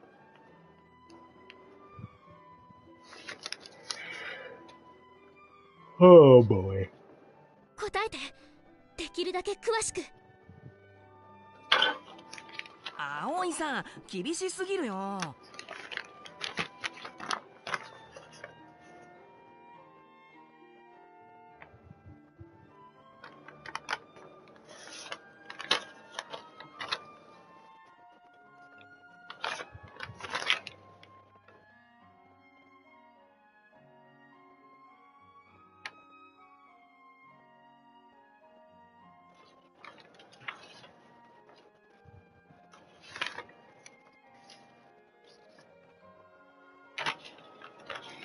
Hmm.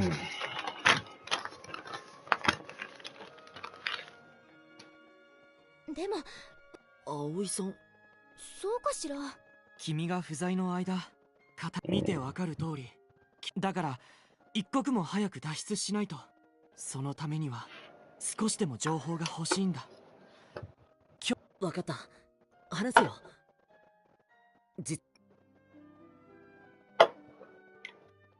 はあ。元の世界に戻っていたってわけ？ああ。でも僕が向こうにいたのはほんの数時間だけだったんだ。だから驚いたんだよ。こちらでは10日も経過してただなんて。常世とうつし世では時の流れが違うか。 Look at this 浦 rule 島 now. 太郎だな。 Like the tale of Yoshima Taro.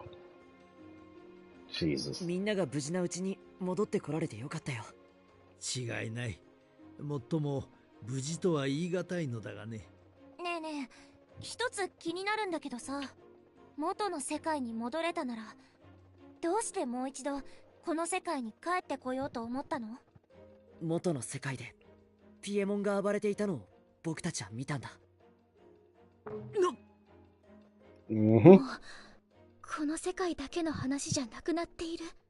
ああ。このままじゃ元の世界も危ない。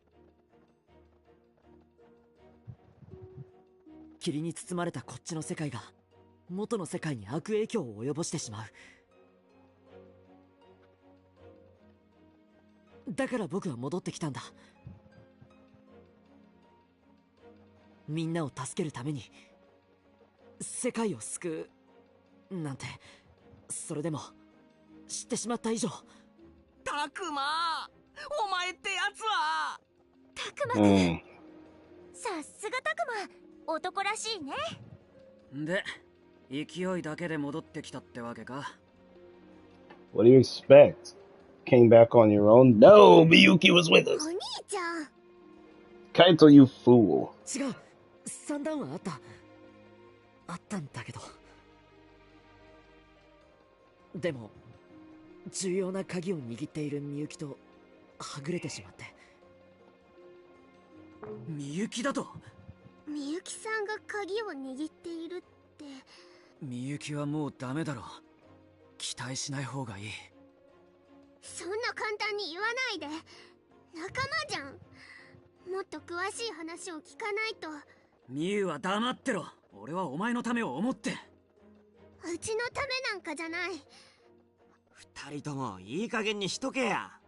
今はじゃれ合ってる場合じゃねえだろ。Mm. Ryo stopped the fight. His mouth's as nasty as ever, but he's keeping a cool head. まずはタクマの話を聞こうぜ。みゆきが重要な鍵ってな。あ、うん。元の世界に戻るには仕組みはわからないけど、彼女の歌が2つの世界をつなげるらしい。じゃあやっぱりみゆきさんを取り戻さなきゃダメじゃん。できると思ってるのか？必要ならやらないといけないでしょ。なんでわからねえんだ。俺はお前を危険な目に遭わせたくねえから。もうみゆもお兄ちゃんもやめてってもう。そこまでにしよう。カイトの気持ちはよくわかる。でもタクマが話してくれた情報は貴重だ。そうは言うがな。カイト、僕たちの目的は一日でも長く生き延びることかい？違う。もちろん現状ではみゆきちゃんの奪還は極めて困難だということはみんな理解しているよ。しかしそれしか道がないのであれば僕らには選択の余地はないんだ。分かってくれるね？ああ。Mm-hmm. So stop trying to choose as well too. You want to get home just like everyone else, but at the same time you want to choose. Out of here, man. さて教授、みゆきちゃんと接触したいんです。みゆきはその話はまた後にしよう。教授の考えを聞かせてください。取り戻したいのならば、あれの本質が何であるのかを知る必要があるだろう。祠、伝承、どこかにあれについての手がかりが少しでもあればよいのだが。探すのであれば僕も手伝います。もちろん俺たちも手伝うぜ。元のみんなくれぐれも喧嘩はしちゃダメだ。またな。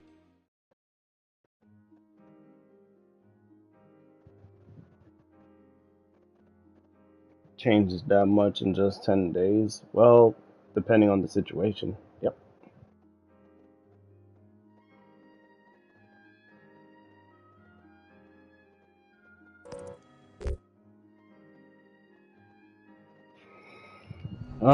Based off of their shit, I would lean towards. Oh, jeez, he's close to 50. He's at 32.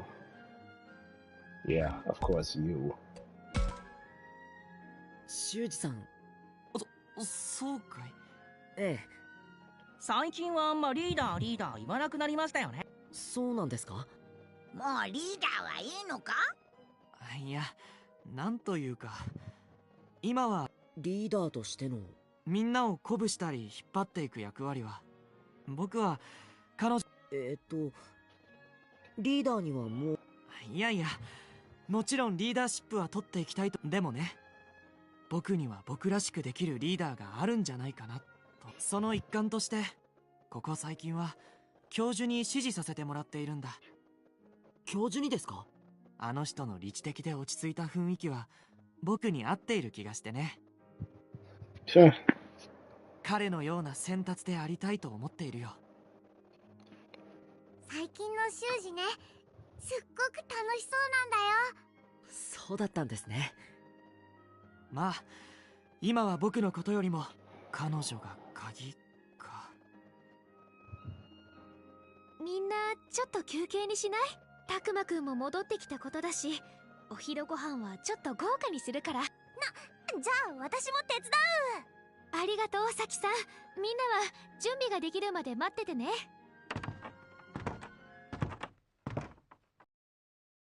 ねえ、たくまくん。どうかした？みゆきちゃんのことなんだけど。葵さんはみゆき。ひとまずゆっくり休んでからにしましょう。それからまた会えてよかったわ。戻ってきてくれて。Aw, she dodged it there.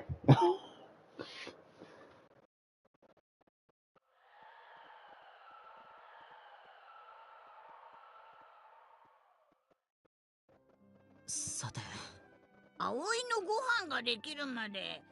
うん。でも話って。よくわかったね。葵たちと話してるとき、教授がたくまのことじっと見てたり。まあ、アグモンも気づいてたんだ。葵が忙しそうだけど構ってほしい時のラブラモンみたいだったぞ。いや、まあでも僕だって教授に聞きたいことはいろどこかで話さないとな。Free action. Shit.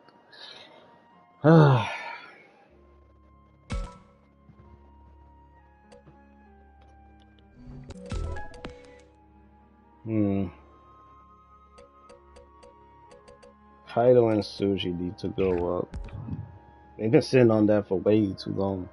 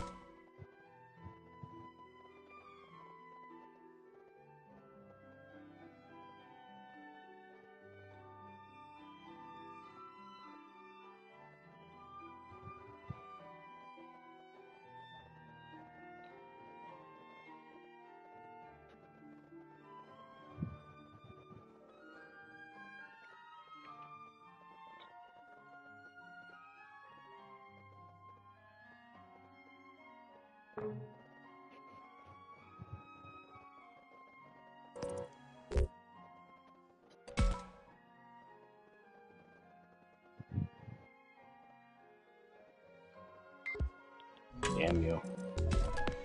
I need to give you your shit. Your affinity is needed.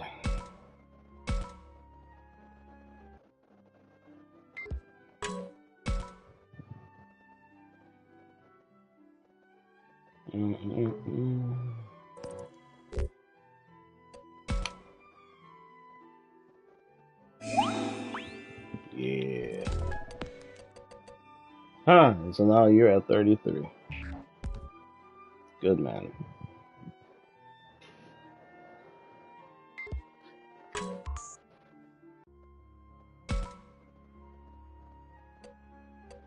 Nah, Kaido, where you at, you bum? Oh, there it is.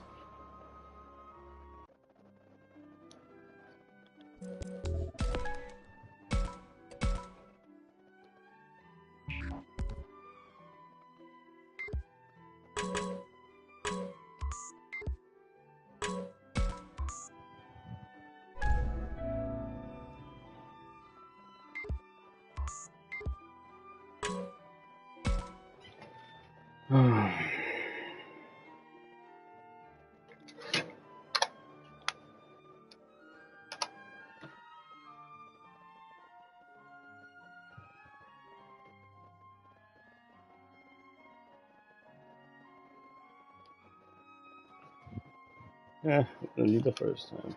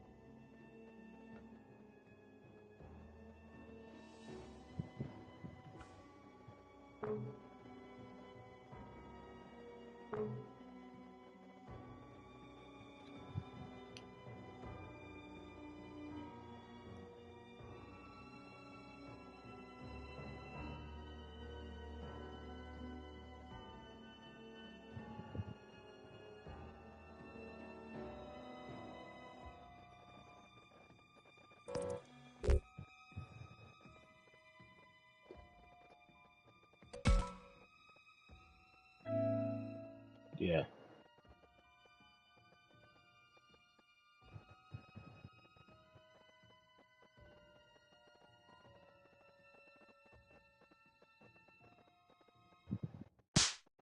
Oh! Even that part shocked me. It's like he just slapped her.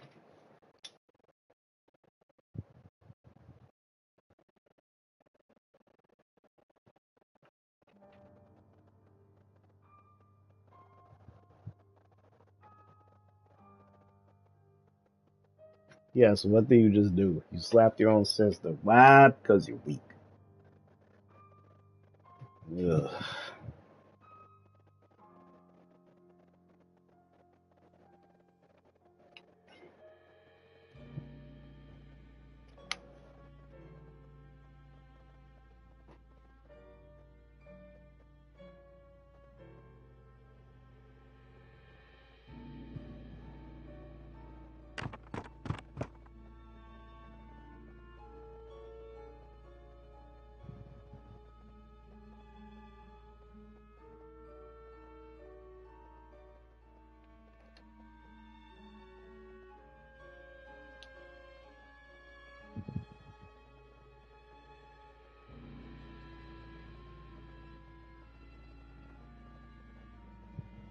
Hurts her.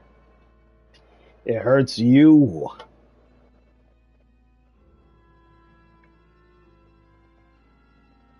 Uh,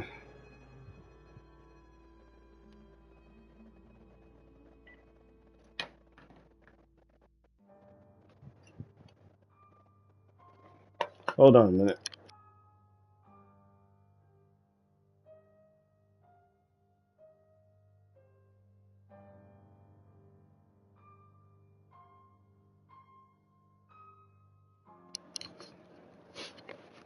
Alright. So that was nobody.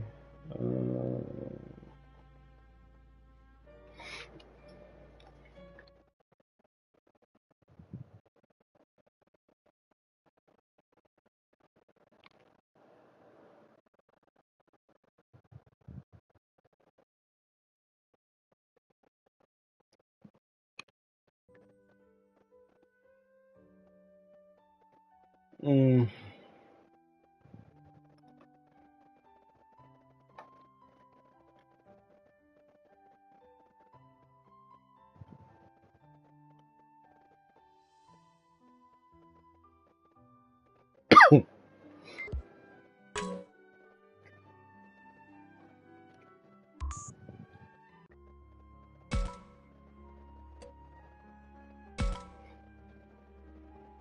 Mhm.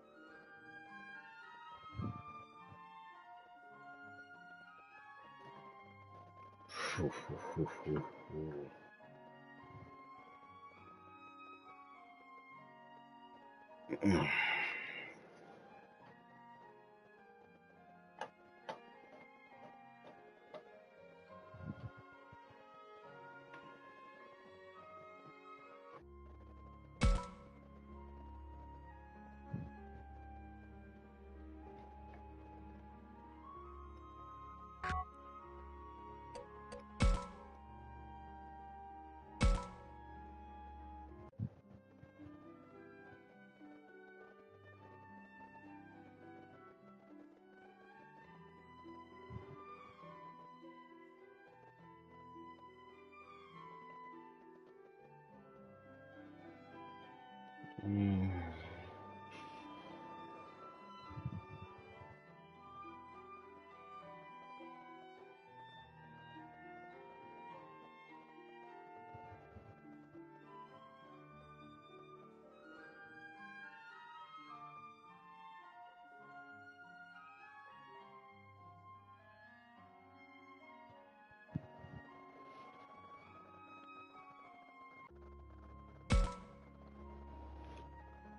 Yeah, by the shrine, yeah. As if everybody.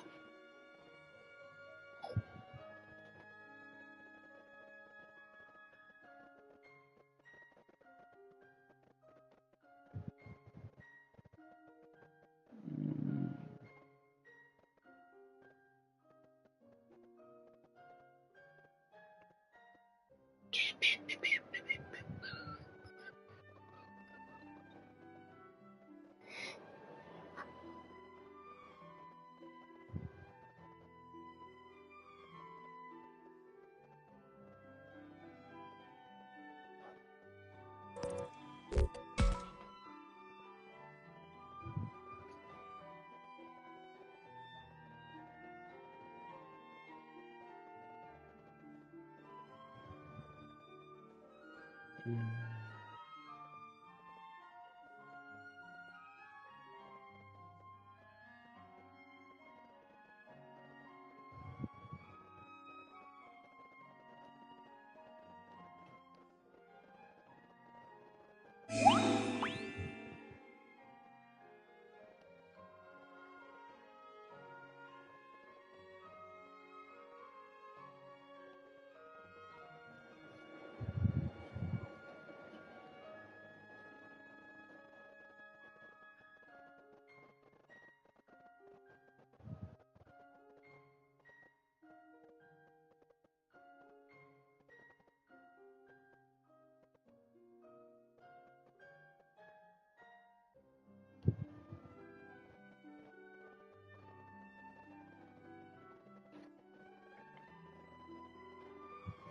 Hmm.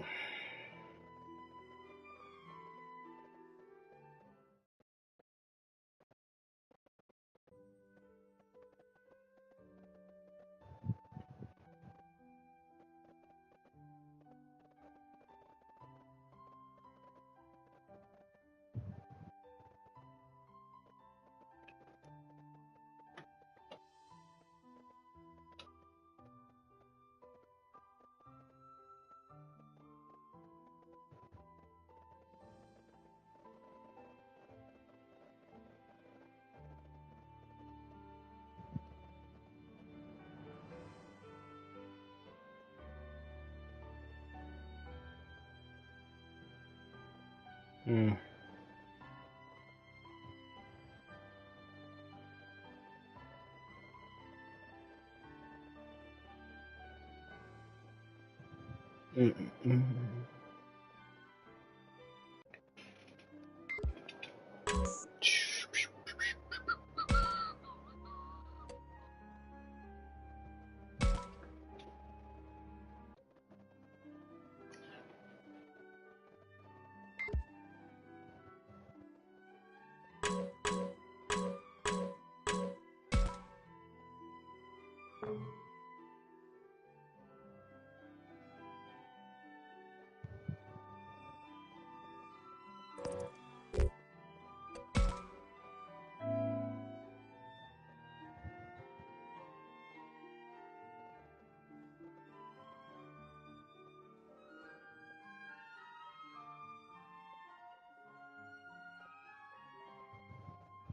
Mm-mm-mm.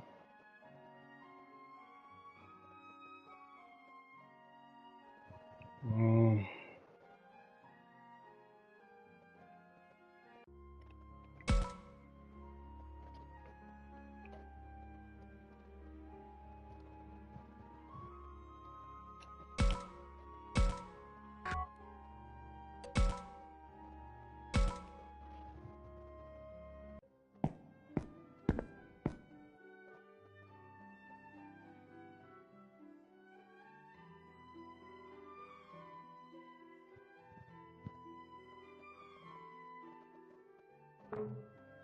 教授、ここはもしかしたら。ああ、いいところに気がついたね。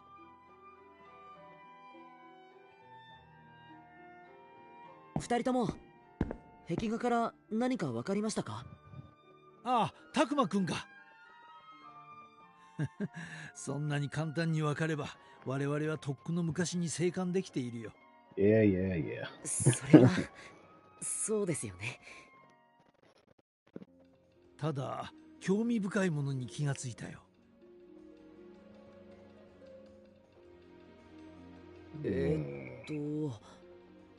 凶暴な獣たちが暴れ。いや、たくま、それだけじゃない。この辺り、家や人の姿があるだろう。本当だ。そうだね。私にもそのように見える。おそらくこれは私たちの世界で暴れた獣の姿を描いたものだろう。I need to find that thing. Hold on.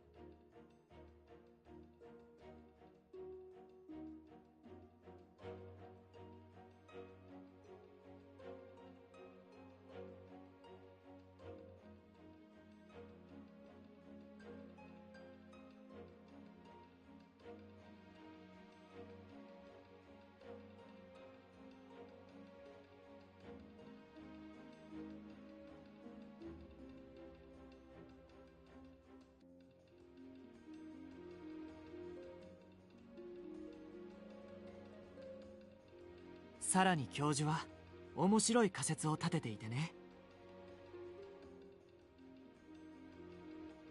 修二君、その話は今じゃなくてもいいんじゃないか。どんな仮説なんですか？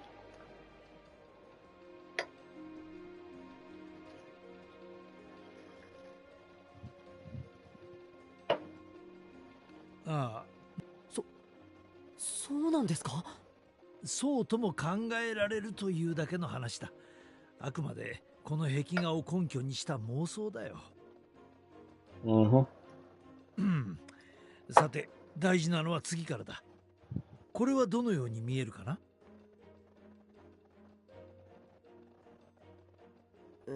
この壁画は人間が獣を崇めているように見えます。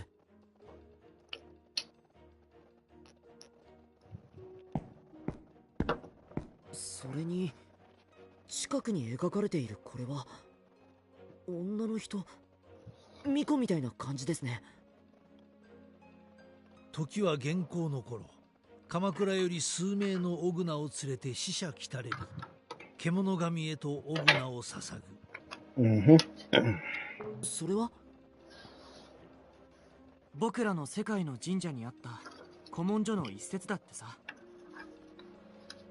鎌倉時代に時の権力者が獣神の力を得ようと若者5人を生贄として差し出したことがあるらしい。人間と獣神が共存していたんですか？この壁画と古文書を信じるならそういうことになる。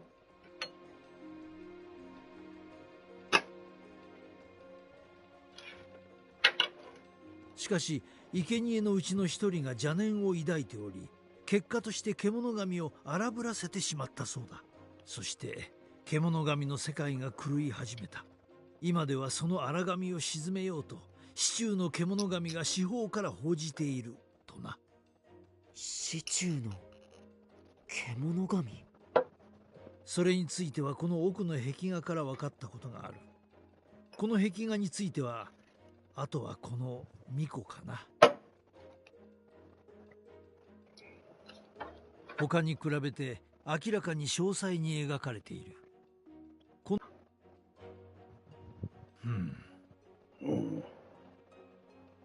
教授？ああ、すまない。何でもないよ。さて、次の壁画に行こ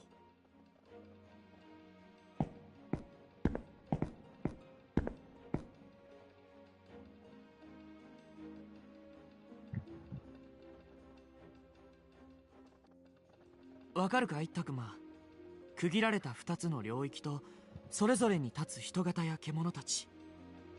これってこの壁画に描かれているのはおそらく我々の世界とこの世界ということだろう。なるほど。人間と獣神、ただの異世界というわけじゃない。ここ世界の間をつなぐように何かあるだろう。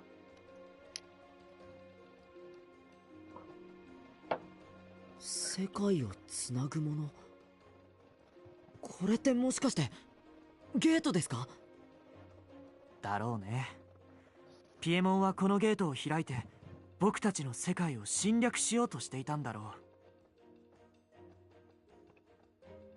う。いやはや、私も修二君にこの話を聞かされた時は度肝を抜かれたよ。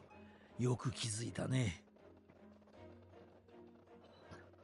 But that's still kind of weird in a theory when it came to Paimon coming to the real world, because this is, from my analysis, from what I saw based off of that versus what Suji just said in relation. So technically, based off of this, he's saying that Paimon opened the gate in order to lead an attack, I guess. Now, if he opened the gate and lead an attack, couldn't he have done that in the first place without meeting Miyuki? And couldn't he have come into our world to begin with and wreak havoc and such? You know, because based off when we saw him covered in wounds, because remember, we did beat him before we end up coming back to the real world and all of that, right? He's covered in wounds. So he opened the gateway to lead an attack on us. Nah. There's certain things that don't add up with that statement there. Because he could have came as he so choose so much times, but he can't open the gate. He needs Miyuki in order to open the gate. And remember, the master can't open the gate either because he needs Miyuki in order to open the gate. So you're telling me the gate opens and closes as it chooses? Nah. So that statement there does not make sense. It conflicts so much.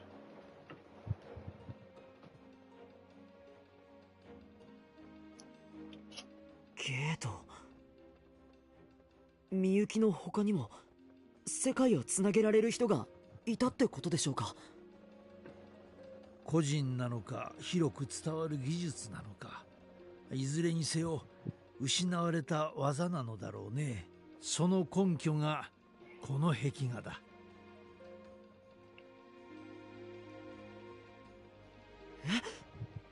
人間と獣がゲートに吸い込まれてる。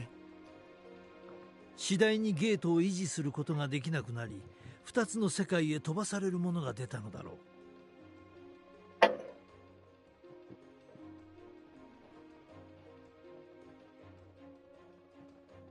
タクマ、まさか。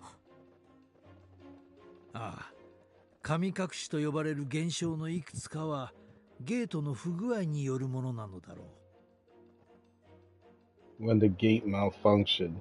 But again, this also goes into the fact that remember, your sister has the power to open said gate. Now remember, half of her soul was taken by the master, so he can open the gate for a period of time, only in short spurts. Now, if he were to have Miyuki as a whole, then he could open and close it as he so choose. Have it open for how long he wants to, or have it closed as long as he wants to.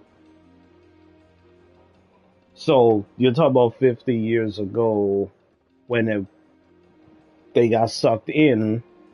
That was because of what happened with the mages and all of that stuff, and the Menasai family and the history get passed down from generation to generation. So, yeah. It still goes back into that one key entity, that Miyuki. Half of herself belonged to the master, and the other half remained there. So technically the malfunction is correct because 50-50. I could open it, but it can't stay open for long. It's going to be closed because I don't have the full vessel within me. That's why he needs her so badly. I would rather have a whole Miyuki than a half. So the whole malfunction of, oh, we just slipped into the digital world, yeah. And on top of that, he needs more sacrifices and all of that stuff to do whatever it is he plans on doing. 神隠しの原因が。まあ、あくまでも資料の一つと考える方がいい。さあ、次の壁画に行こう。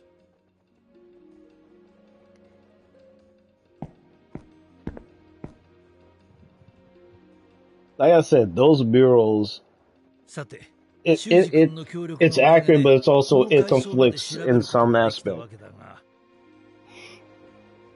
この壁画については解読が非常に難しい。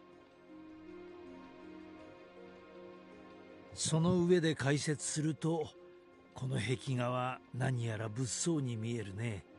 そうですね。人間と獣でしょうか。みんな慌ててるように見えますね。何か大きな力によって多くの者が悲しむような事態になった。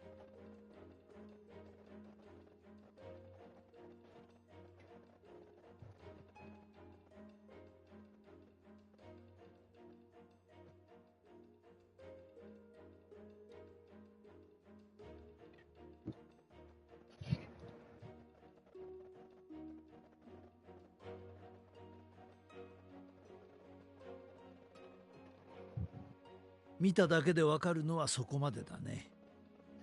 それぞれの壁画にはつながりがあるようにも思えるのだが。そうすると問題は時系列ですよね。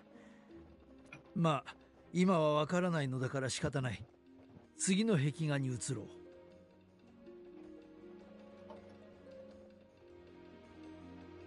さてタクマくん、覚えているかな。荒ぶる獣神を鎮める存在の話をしたね。あ、シチューの獣神。Ah, now you can see it in full effect now. The four strongest Kirogami. In this case, the four strongest Digimon.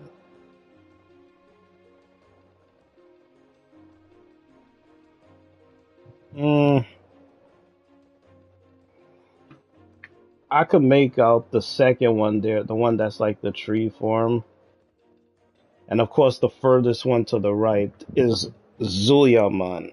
The one on the left, that's Bioman. And of course, the third one right there is, what's his face? Is him. Where's she? I think she has his. Is him. Azul Longman. So that's him right there, the third one. So yeah, Bioman, Iboman, Azulman, and Zulyaman. Their names are so freaking hard to pronounce, but that's them right there. その通り。大陸から伝わった伝承に指針というものがある。この獣神はその指針の特徴と合致するね。指針といえば東西南北それぞれを守護する神ですね。指針。さすがに存在も不確かなものの力は。そうだね。指針、4体の神獣。でもこのことが分かったところで、まあそれもそうだね。とこの場所を調べて分かったことはこれくらいだ。駆け足で説明してしまったがどうだろう。あ、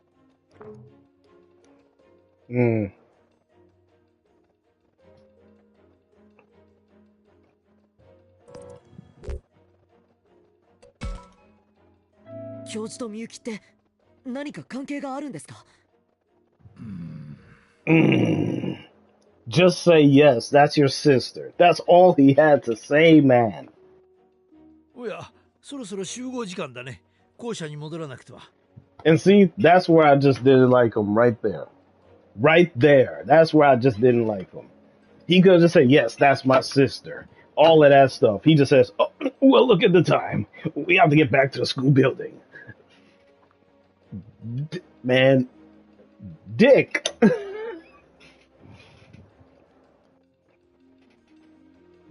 A dick. That's all it is. Dick move. Dick move. You don't talk about neglect. No wonder Redamon and yeah, no wonder Redamon, she just, you bastard. Damn, man. Seriously. 聞きたいことが何なのかは分かっているが、それは些細な話に過ぎない。House Street at best? 今は目的につながることだけを考えていればいい。You 今の want 会話は何 you だっ want た to ん talk だい？ about avoiding the question? No wonder Renamon hates you.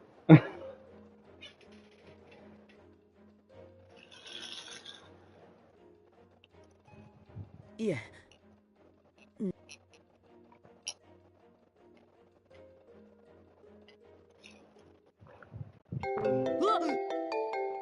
Shouldn't stick my nose where it doesn't belong.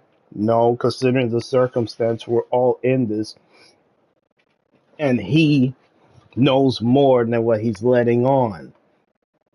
It's just that, oh, I'm just gonna keep it to myself, you know. They don't need to know about this when your sister is the key in all of this. なんだ？あ、すみません。スマホ？あ、いえ、たまに来るのは意味のわからない文字化けメールだけで。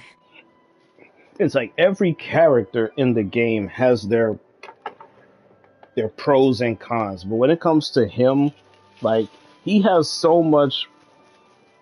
pros, but he has so much cons. It's unbelievable. 今回のもやっぱり文字化けでした。 I love my sister, but at the same time, I don't want to mention her name and stuff. Oh, let's just focus on getting out of here and all of that stuff. そうかい。僕も数日前に着信があったよ。文字化けしていたけどね。そうですか。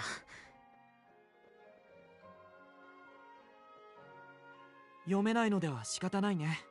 今は一旦忘れよう。さあ、タクマ、僕たちも校舎へ戻ろう。ええ。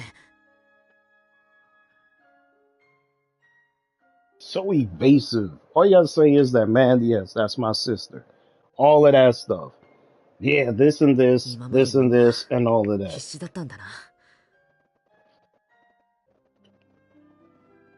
そしてたくましくこの世界を生き抜いていた。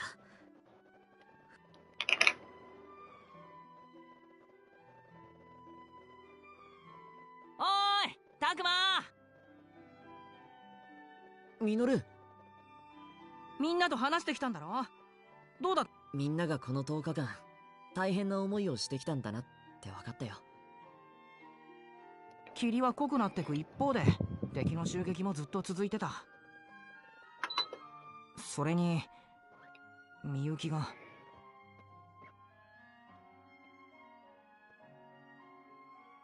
Oh, I didn't even know I had a missed call. And apparently it was nothing. みゆきがあと、いや、その。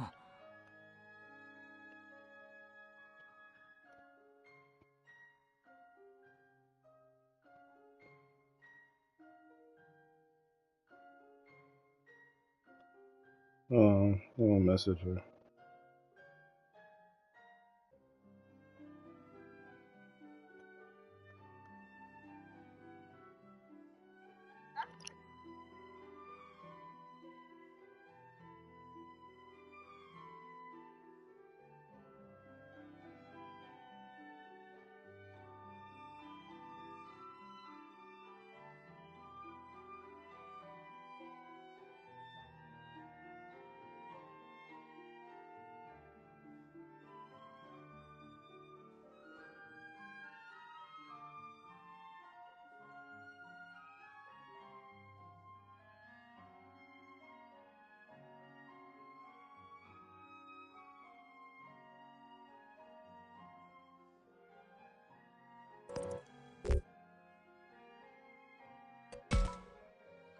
「ミノル、みゆきのことなんだけどさ。」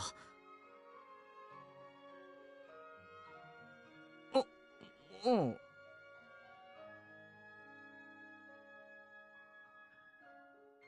僕は元の世界でみゆきと一緒にいたんだ。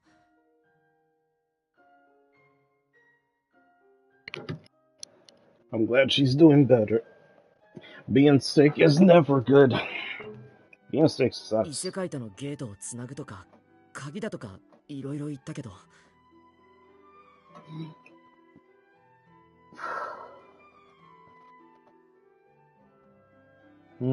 あの子は久しぶりの元の世界の変わりように驚く普通の女の子だったよ。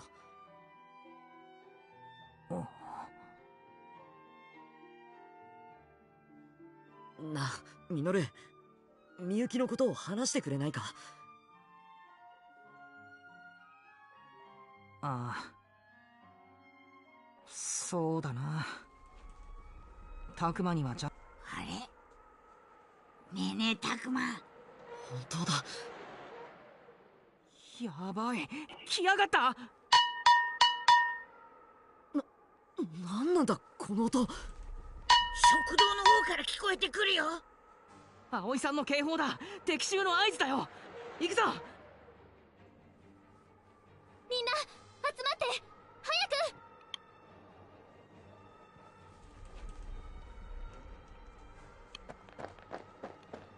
あ、たくまくん。遅いわよあなたたち。 Late? I don't know we had to be on a timer. Labramon, get out of my face. 何が起きたんだ？たくまくん、どうやら約束を果たせそう。約束って？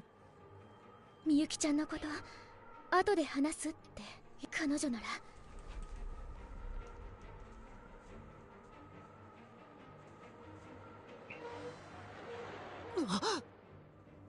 み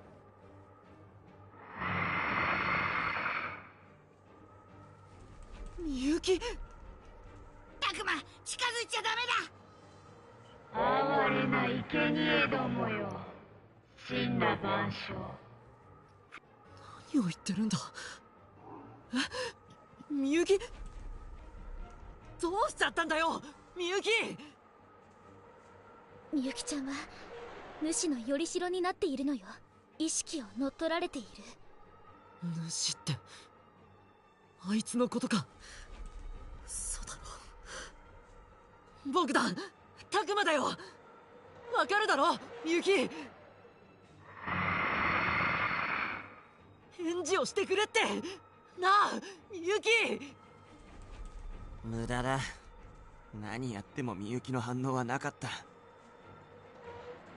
ああ、今はとにかく生き残るために迎え撃たなくては。たくまくん、ショックかもしれないけど、これが私たちがこの数日向き合ってきた現実なの。吠えよ。構えて、襲ってくる。迎え撃つわよ。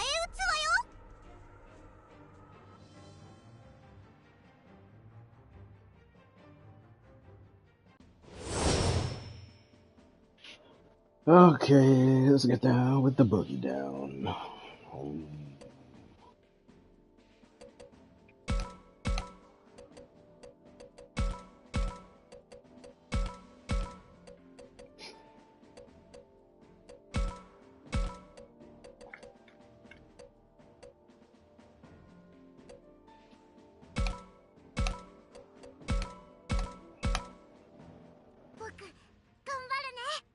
They should handle this.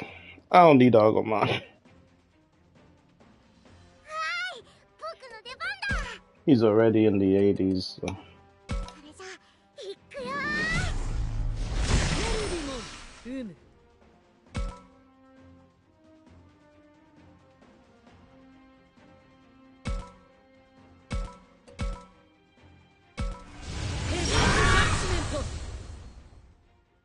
Confused.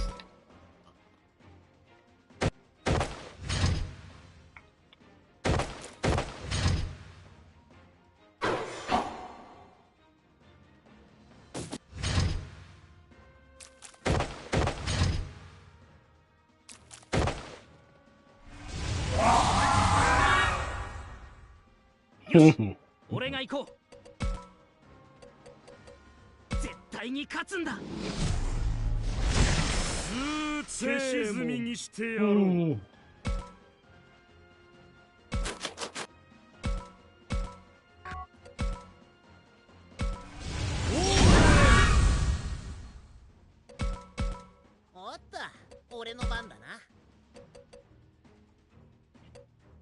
強くなる約束だ。負ける準備はいいですか？いいですか？待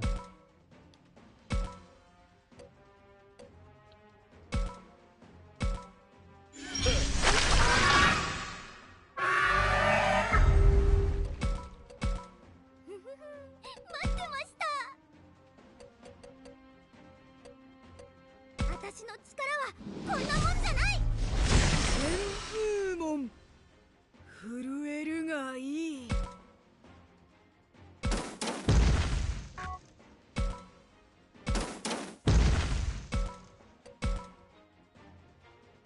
私が支え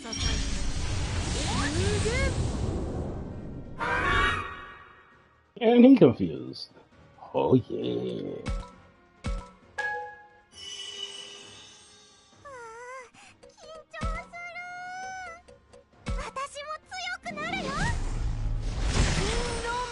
恐れるがいい。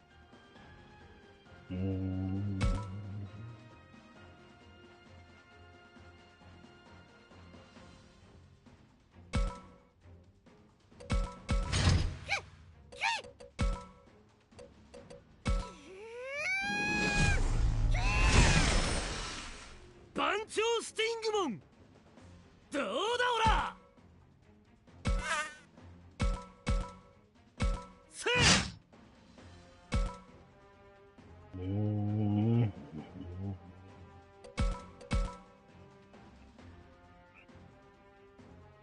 この時を待っていた。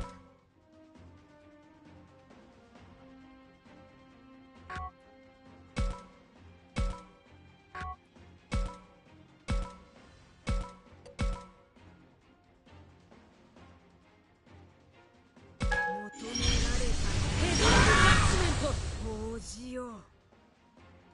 Damn, glad you took that. 次はないと知れ。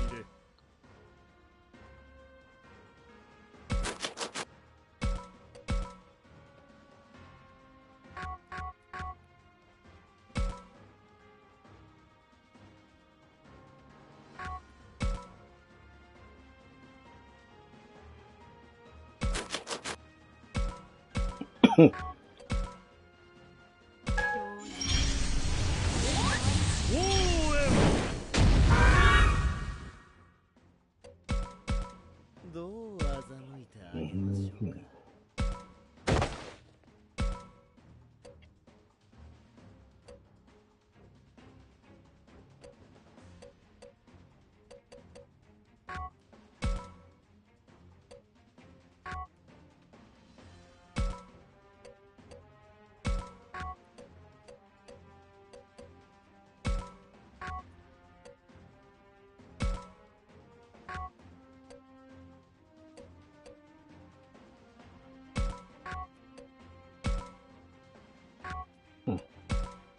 Lucky bastard.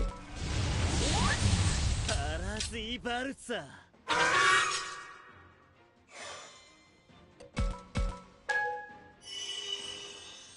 私が手本を見せてやろう。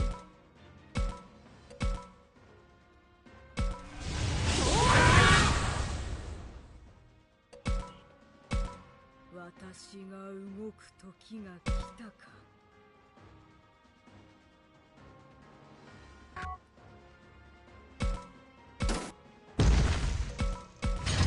すぐに終わらせてやる。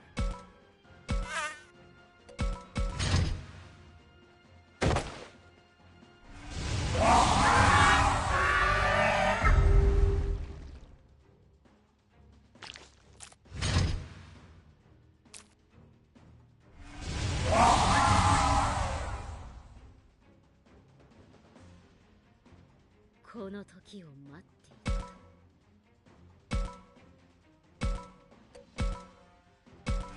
ヘビージャッジメント。次はないと知れ。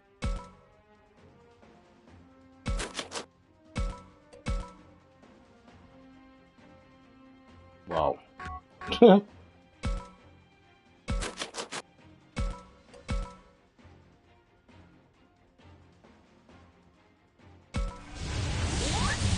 おー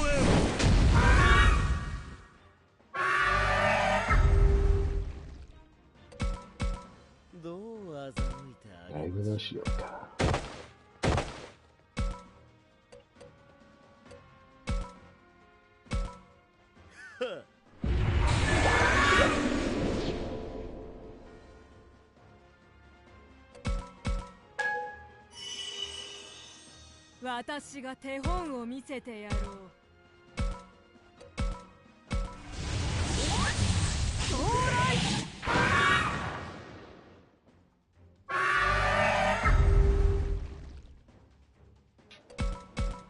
私が動く時が来たか。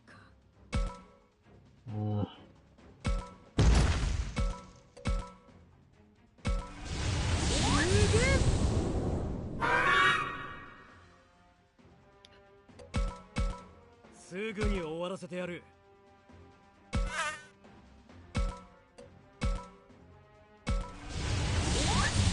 ブラッディフィニッシュ。もう終わりかよ。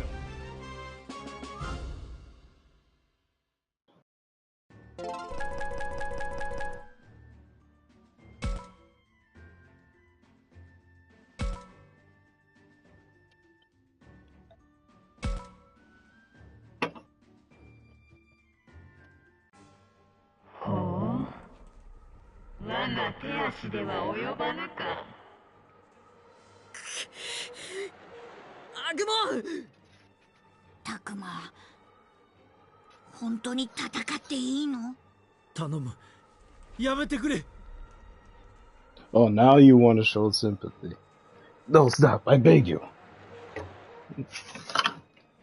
教授？ Dude's all over the place. みんな、彼女を、みゆきくんを攻撃しないでくれ。首相じゃな。さすがは年の子。ダメだ、みゆき。あいつは何をする？まとわりつくな。みゆき、私だよ。わからないの邪魔。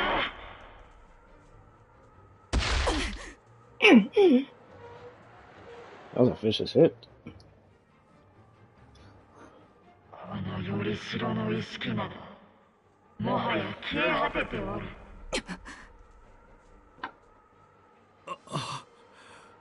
獣よ、貴様を見ていると、故に他に叫んじて食ろうてくれようぞ。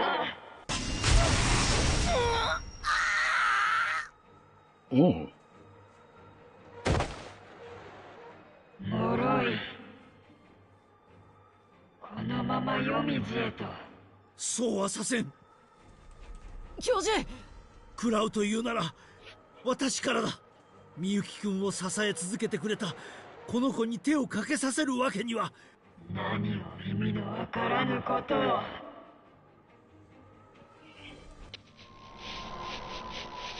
みゆきくん。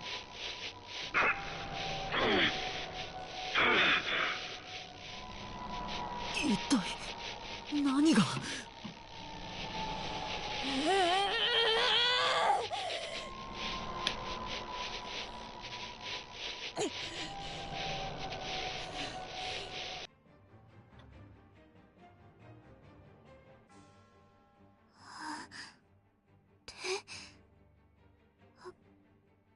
私、みゆき、みゆきだよね。これって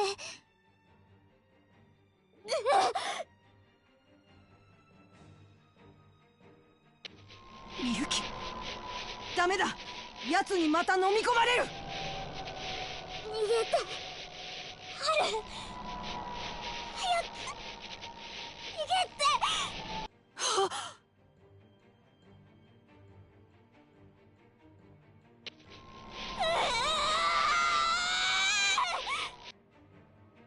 なんで私じゃないんだ。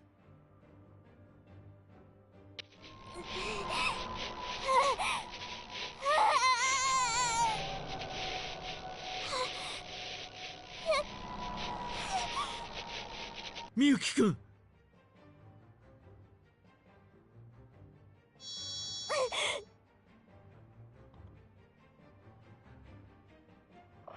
娘ごときはここは一度引くとしようか。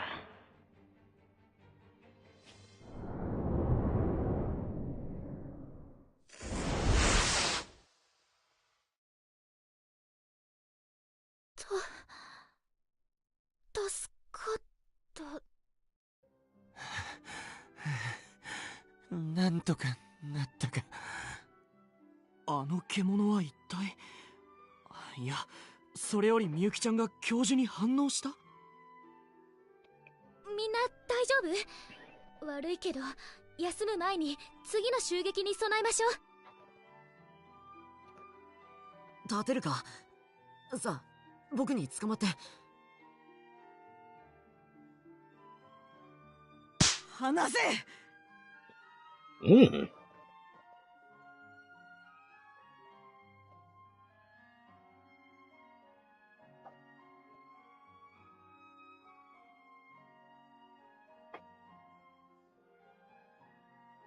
Hi guys, welcome to my new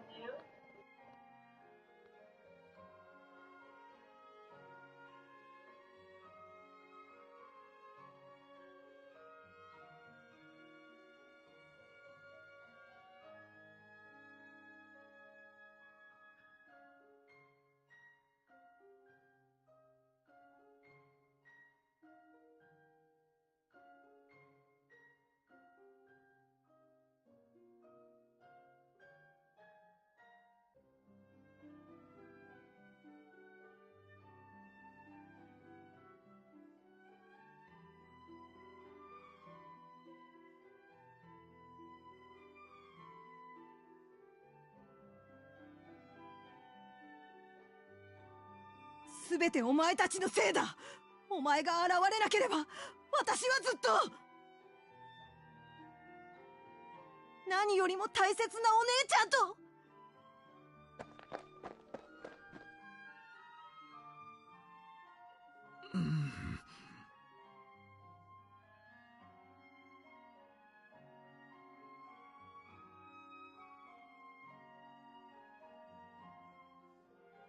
これでお前も分かったろ。もうみゆきはダメだ。彼女の意識は主に取り込まれているんだな。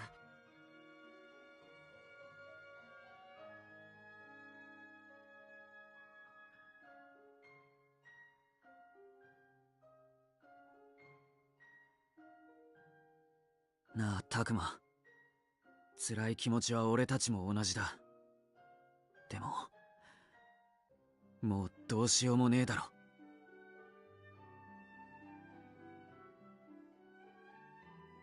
どうにかしたいけどさ、どうすりゃいいんだか。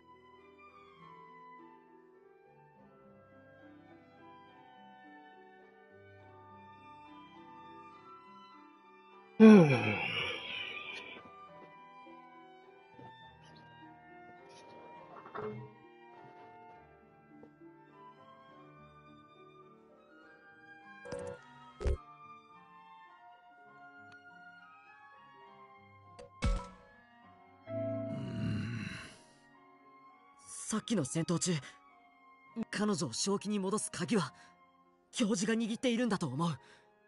そうは言うが、私は何をすれば。Oh my goodness.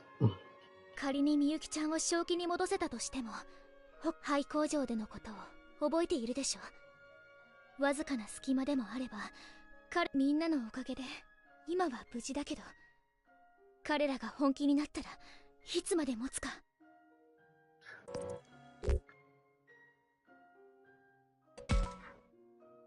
問題は山積みってわけか。ところで修二、祠や伝承にヒントがあるって話はどうなった？悪いけど大した収穫はなかったよ。今僕たちが置かれた状況の解決には。いや、待つんだ。あの壁画によると、主は4体の神獣によって封じ込められているはずだ。しかし今はその逆で暴れているとするならば、主を封じていた神獣はどうなったのだろう。神獣がヒントを握っているのではないだろうか。いやいや、興奮してるとこ悪いけど、その神獣とやらはどこにいるんだ？描かれていた神獣が指針そのものであるならば、しかしこの世界でもその構図が当てはまるのかは。つまり確証はないってこ。ああ、役に立てなくてすまない。私たちはこの世界について。どうしたミュウ、腹が減ったのか？違う、ジジモンだよ。あのおじいちゃんはこの世界の生き字引だもの。きっと何か知ってるはずだよ。遊園地への道はまだ繋がってるのか？わかんねえけど、このままいても事態は進展しないわね。行こう。うん。あ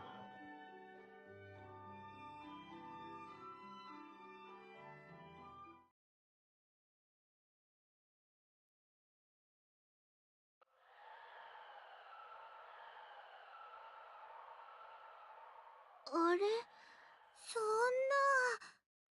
っていうか、あの騒がしい。これは良くない状況だな。しかし不気味だな。なんかやべえ雰囲気だってのはわかるぜ。みんな警戒を怠らないように。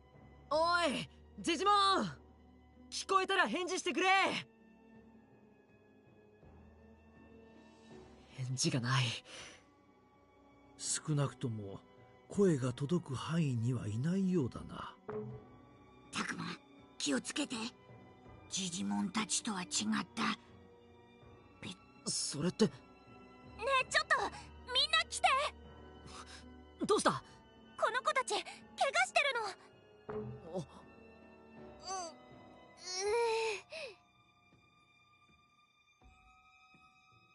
ょっとあなた、しっかりして。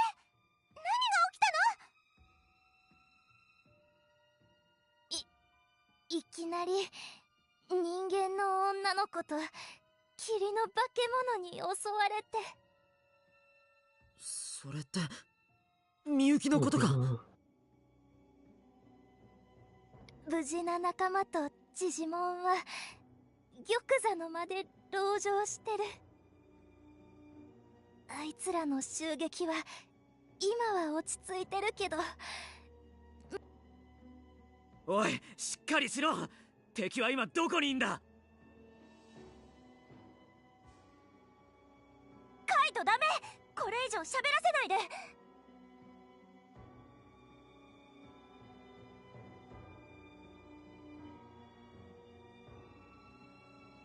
うん。たくまさん。何かあったの？玉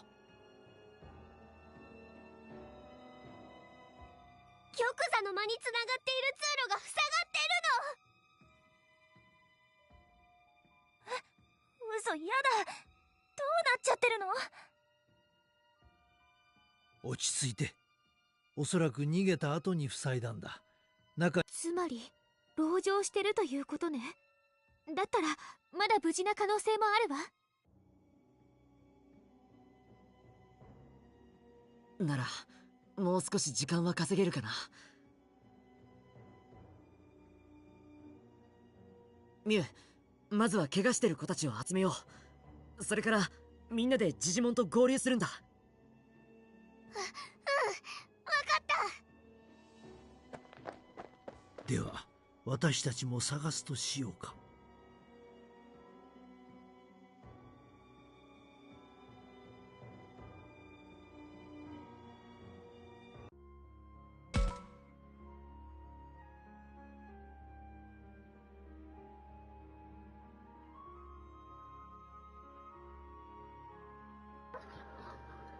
てってるってる。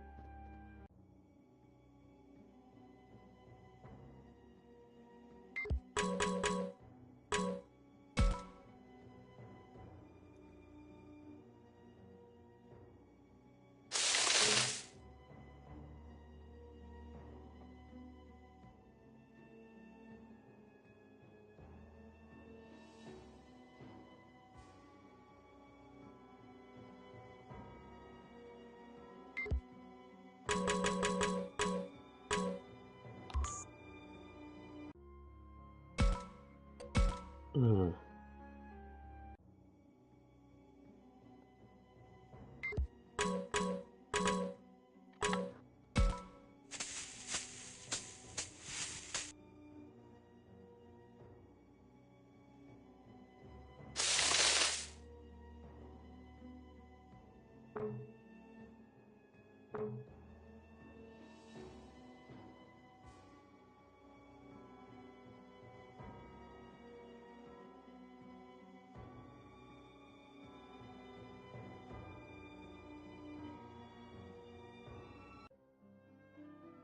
ひとまずこの辺りは調べ尽くしたかな。おう、この辺の怪我した奴らはみんな助けたはずだぜ。保護した者たちは一旦敵のいなさそうな遊園地の外に移ってもらっている。怪我のひどい子は動ける子たちに協力してもらって運んでるよ。思ったより無事な子が多くてよかったわ。ひとまずは安心ってことか。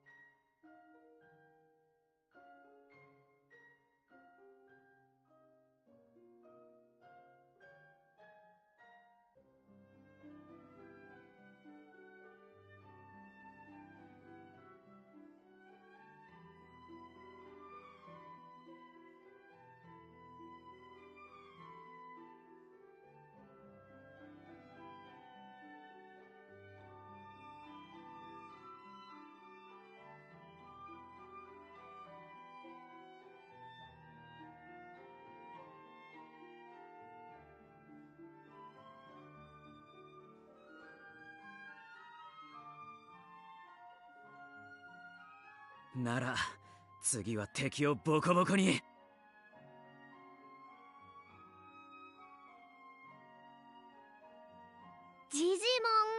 ジジモンを助けて話を聞くんでしょ。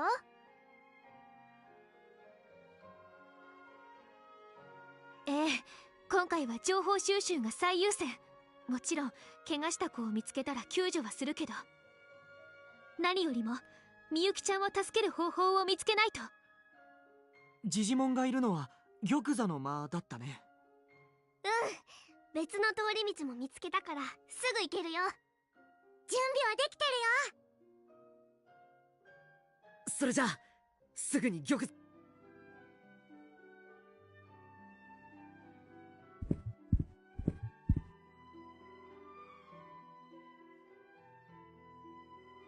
外には敵がちらほらいたけど、城の中はほとんどいねえんだな。戦わないで済むならそれが一番だろうが。いや、ミユの大事な場所にこんなことしやがったんだ。熱くなんないでよ。追っ払えるだけで済むならそれでいいでしょ。しかしこうなってくるといよいよ敵の目的が気になるところだが。確かに、なんでわざわざ遊園地を襲うんだ。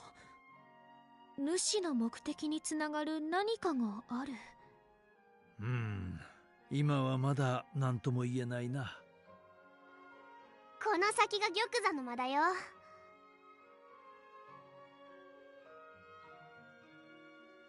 ここも塞がっちゃってる。みゆちゃん、他に道はない？ないよ。玉座の間の入り口はここだけ。ちぇ、こうなったら俺らでこのバリケード崩すしかねえ。この量の壁崩すの？じゃあどうしろってんだ。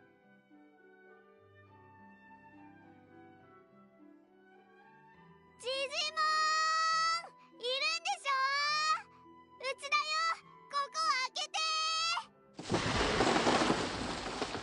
あれ、壁の下の方穴が開いたよ。え？ほっほー、その声はミユじゃな。ジジモン、よかった。無事だったんだね。もちろんじゃ。さ、この隙間をくぐっておいで。すぐ行くか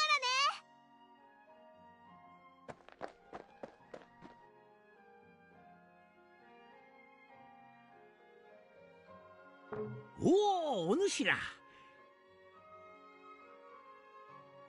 ジジモン。それに小さな子たちもここに避難していたのか。たくま、みんな元気そうだね。うん、一安心だ。ねえジジモン、一体何があったの？長い話になるんじゃが、語らぬわけにもいくまいて。10日ほど前になるじゃろうか。北の海から今までにない濃い霧がやってきたんじゃ。わしらはいつものようにやり過ごそうとしたんじゃが、その日の霧は勝手が違った。霧の中から手だけではなく異形の化け物が姿を現しおった。化け物？あの娘は何と言ったかの。あの子、それってまさかみゆき？おお、そうとも。以前はお主らと共にいた娘じゃよ。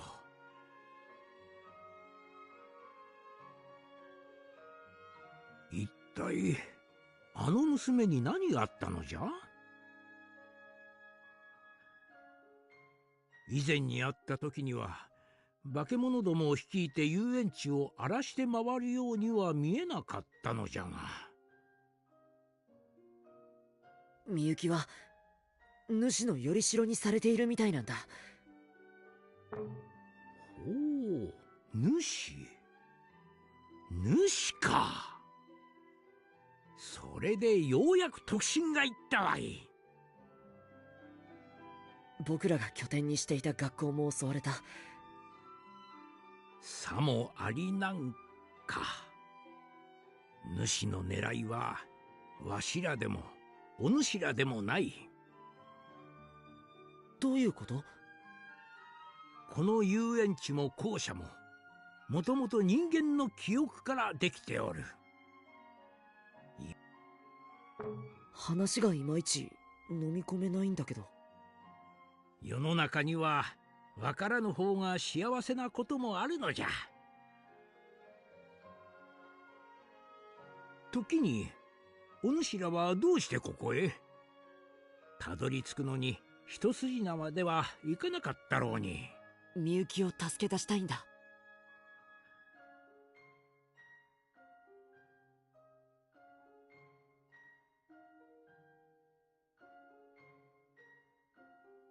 ほう。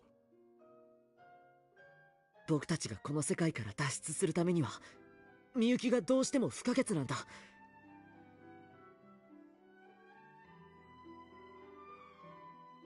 だからみゆきを取り戻す手がかりが欲しくてここまで来たんだ。もしみゆきを奪還し心を取り戻す方法があるならどうか僕たちに教えてほしい。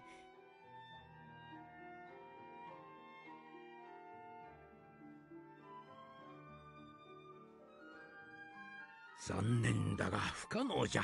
諦めよう。主に抗う術など存在しない。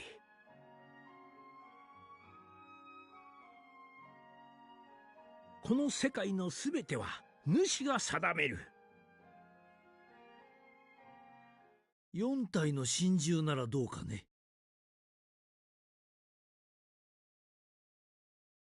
ほう？神社そばの祠の壁画に記してあった。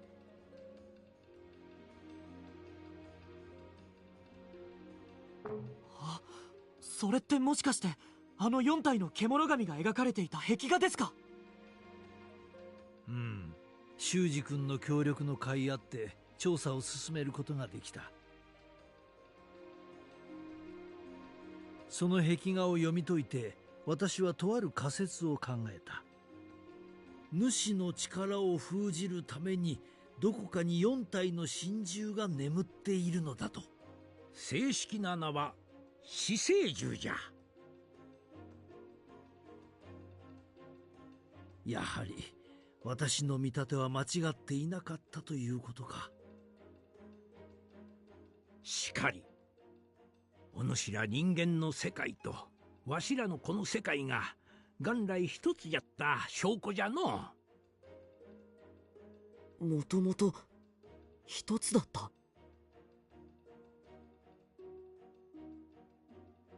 はるか昔の話だ。わしが生まれるよりも前。やがてその混沌の中から強大な力を持つ世界の自我ともいえる意識が生まれた。それが世界の主。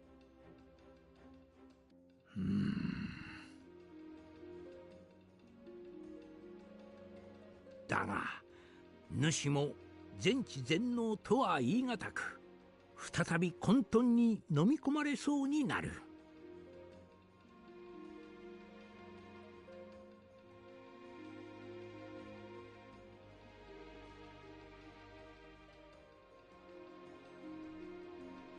その主を支えるために存在しているのが死生獣。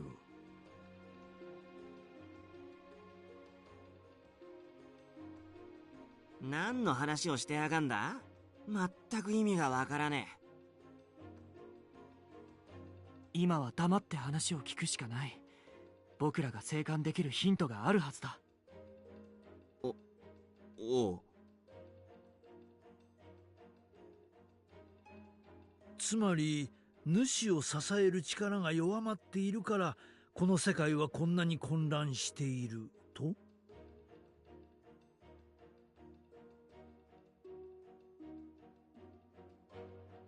そうではない。支えているのではなく抑えておる。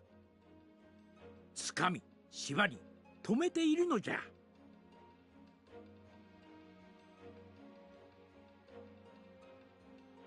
今では主を封じている存在だが、それも弱まっているのじゃ。ってことは何か、その死生獣とやらに会いに行けっつうことか。会えるものならな。どういうこった？おそらくお主らの世界でも伝えられている通りが、具体的な場所まではわからん。わしが生まれてからこの方誰一人として姿を見たことはないのじゃからな。ちっ、肝心なところはわからねえのかよ。りょう、やめないか。ジジモンは僕たちに重要な情報をくれた。しかし東西南北か。まずはどこから手をつければいいのやら。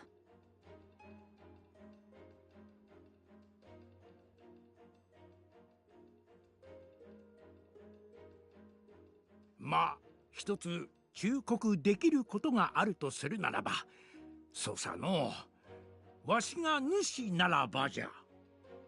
さらに強い力を得ようと自分自身を縛りつける死生獣を払いのけようとするだろうなと。勝ち合うかもしれねえってことか。おそらくはの怖いか。面白えとでも言うと思うか。怖いに決まってんだろ。がどの道帰るには危ない橋の一つや二つ越えていかなきゃならねえんだ。嫌が王でもやるしかねえんだよ、クソが。ほほほ、面白いことは言うな。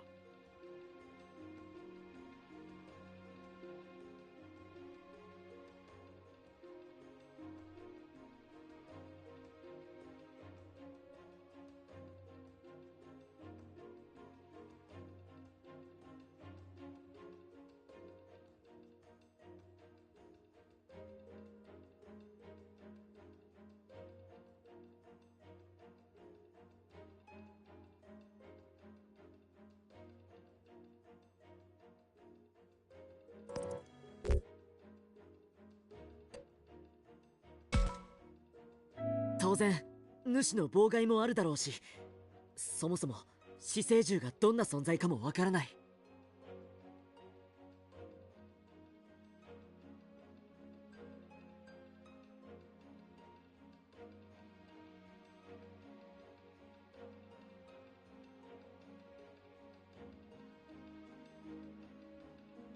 十分に気をつけていこ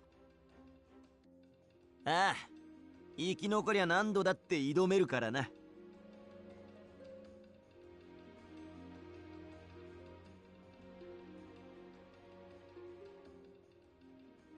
命は大事にだね。気をつけるよ。な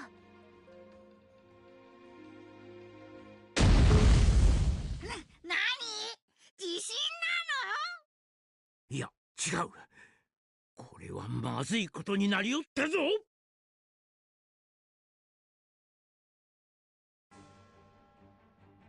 見てタグマ、壁の隙間から霧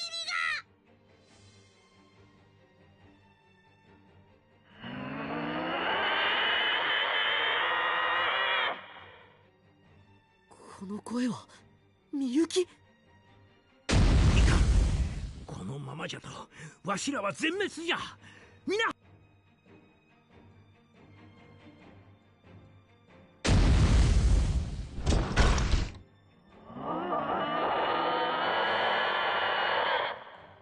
やべえ、バリケードが崩されそうだ。このままじゃあの手の化け物が入ってきちまうぞ。抜け道とかそういうものはあればとっくに使っておる。外へ通じる穴なぞここには。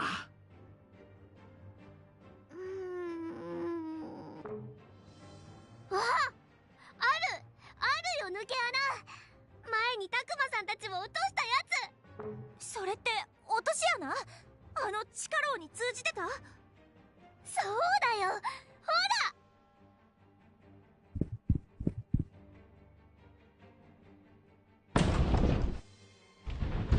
マジか？また落ちんの？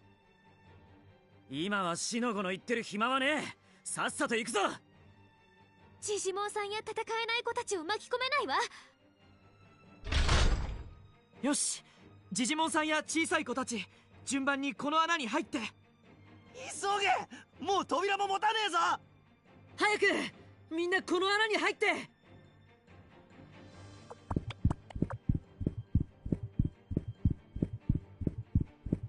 タクマ、あとは誰が残ってる？サキとミュウです。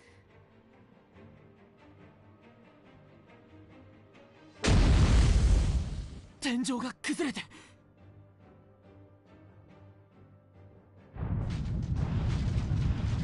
サキとミュウが孤立する。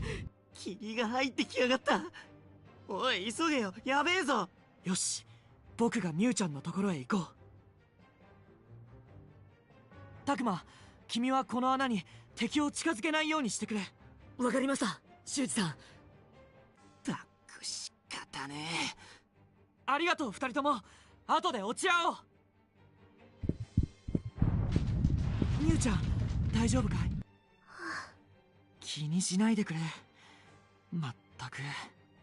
お兄ちゃんを悪く言わないで。ああ、すまない。さあ、早く行こう。霧があぶねえ。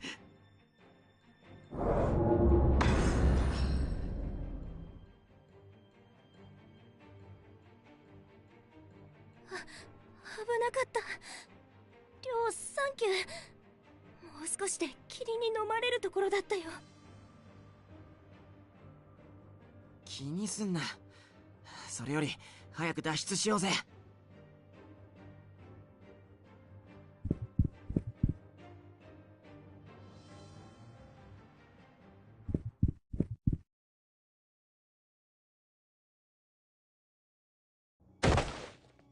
たくまくん、よかった。これでみんなが揃った。ミノルがいないみたいだけど、あいつは？周囲を見回ってる。大丈夫よ。そっか。そうでもねえよ。ここもいつまで持つかわからねえし。あまり後ろ向きなことを言うもんじゃない。今は前に進む方法だけ考えよう。けどよ、ここから脱出する方法もなくなるかもしれねえし。修二さんの言う通り、後ろ向きになっても仕方ないよ。そうよ。今は気を強く持って動揺しないようにしなきゃ。そうは言うけどよ。ほら、やばいぜこの感じ。いいぜ、来るなら来いってんだ。やってやろうじゃねえか。やけになってはダメよ。勢いだけじゃどうしようもないもの。葵くんの意見に賛成だ。ギリギリの状況。来やがったか。いや、別の方向からだ。考えてみたら、ここの挟み撃ちに遭うかもしれねえってことかよ。落ち着け。敵が二手に分かれているなら、僕らは相手が合流しないうちに、みんな一旦散開して敵の狙いを外すんだ。この状況でバラバラになるのは危険すぎるわ。でもよ、このままだと全滅だぜ葵。修二の言う通り。いや待て、おーいみんな、この声。こっち来てくれよ。敵もいないようだし安全だぜ。そういうことなら。ああ、みんな移動しよう。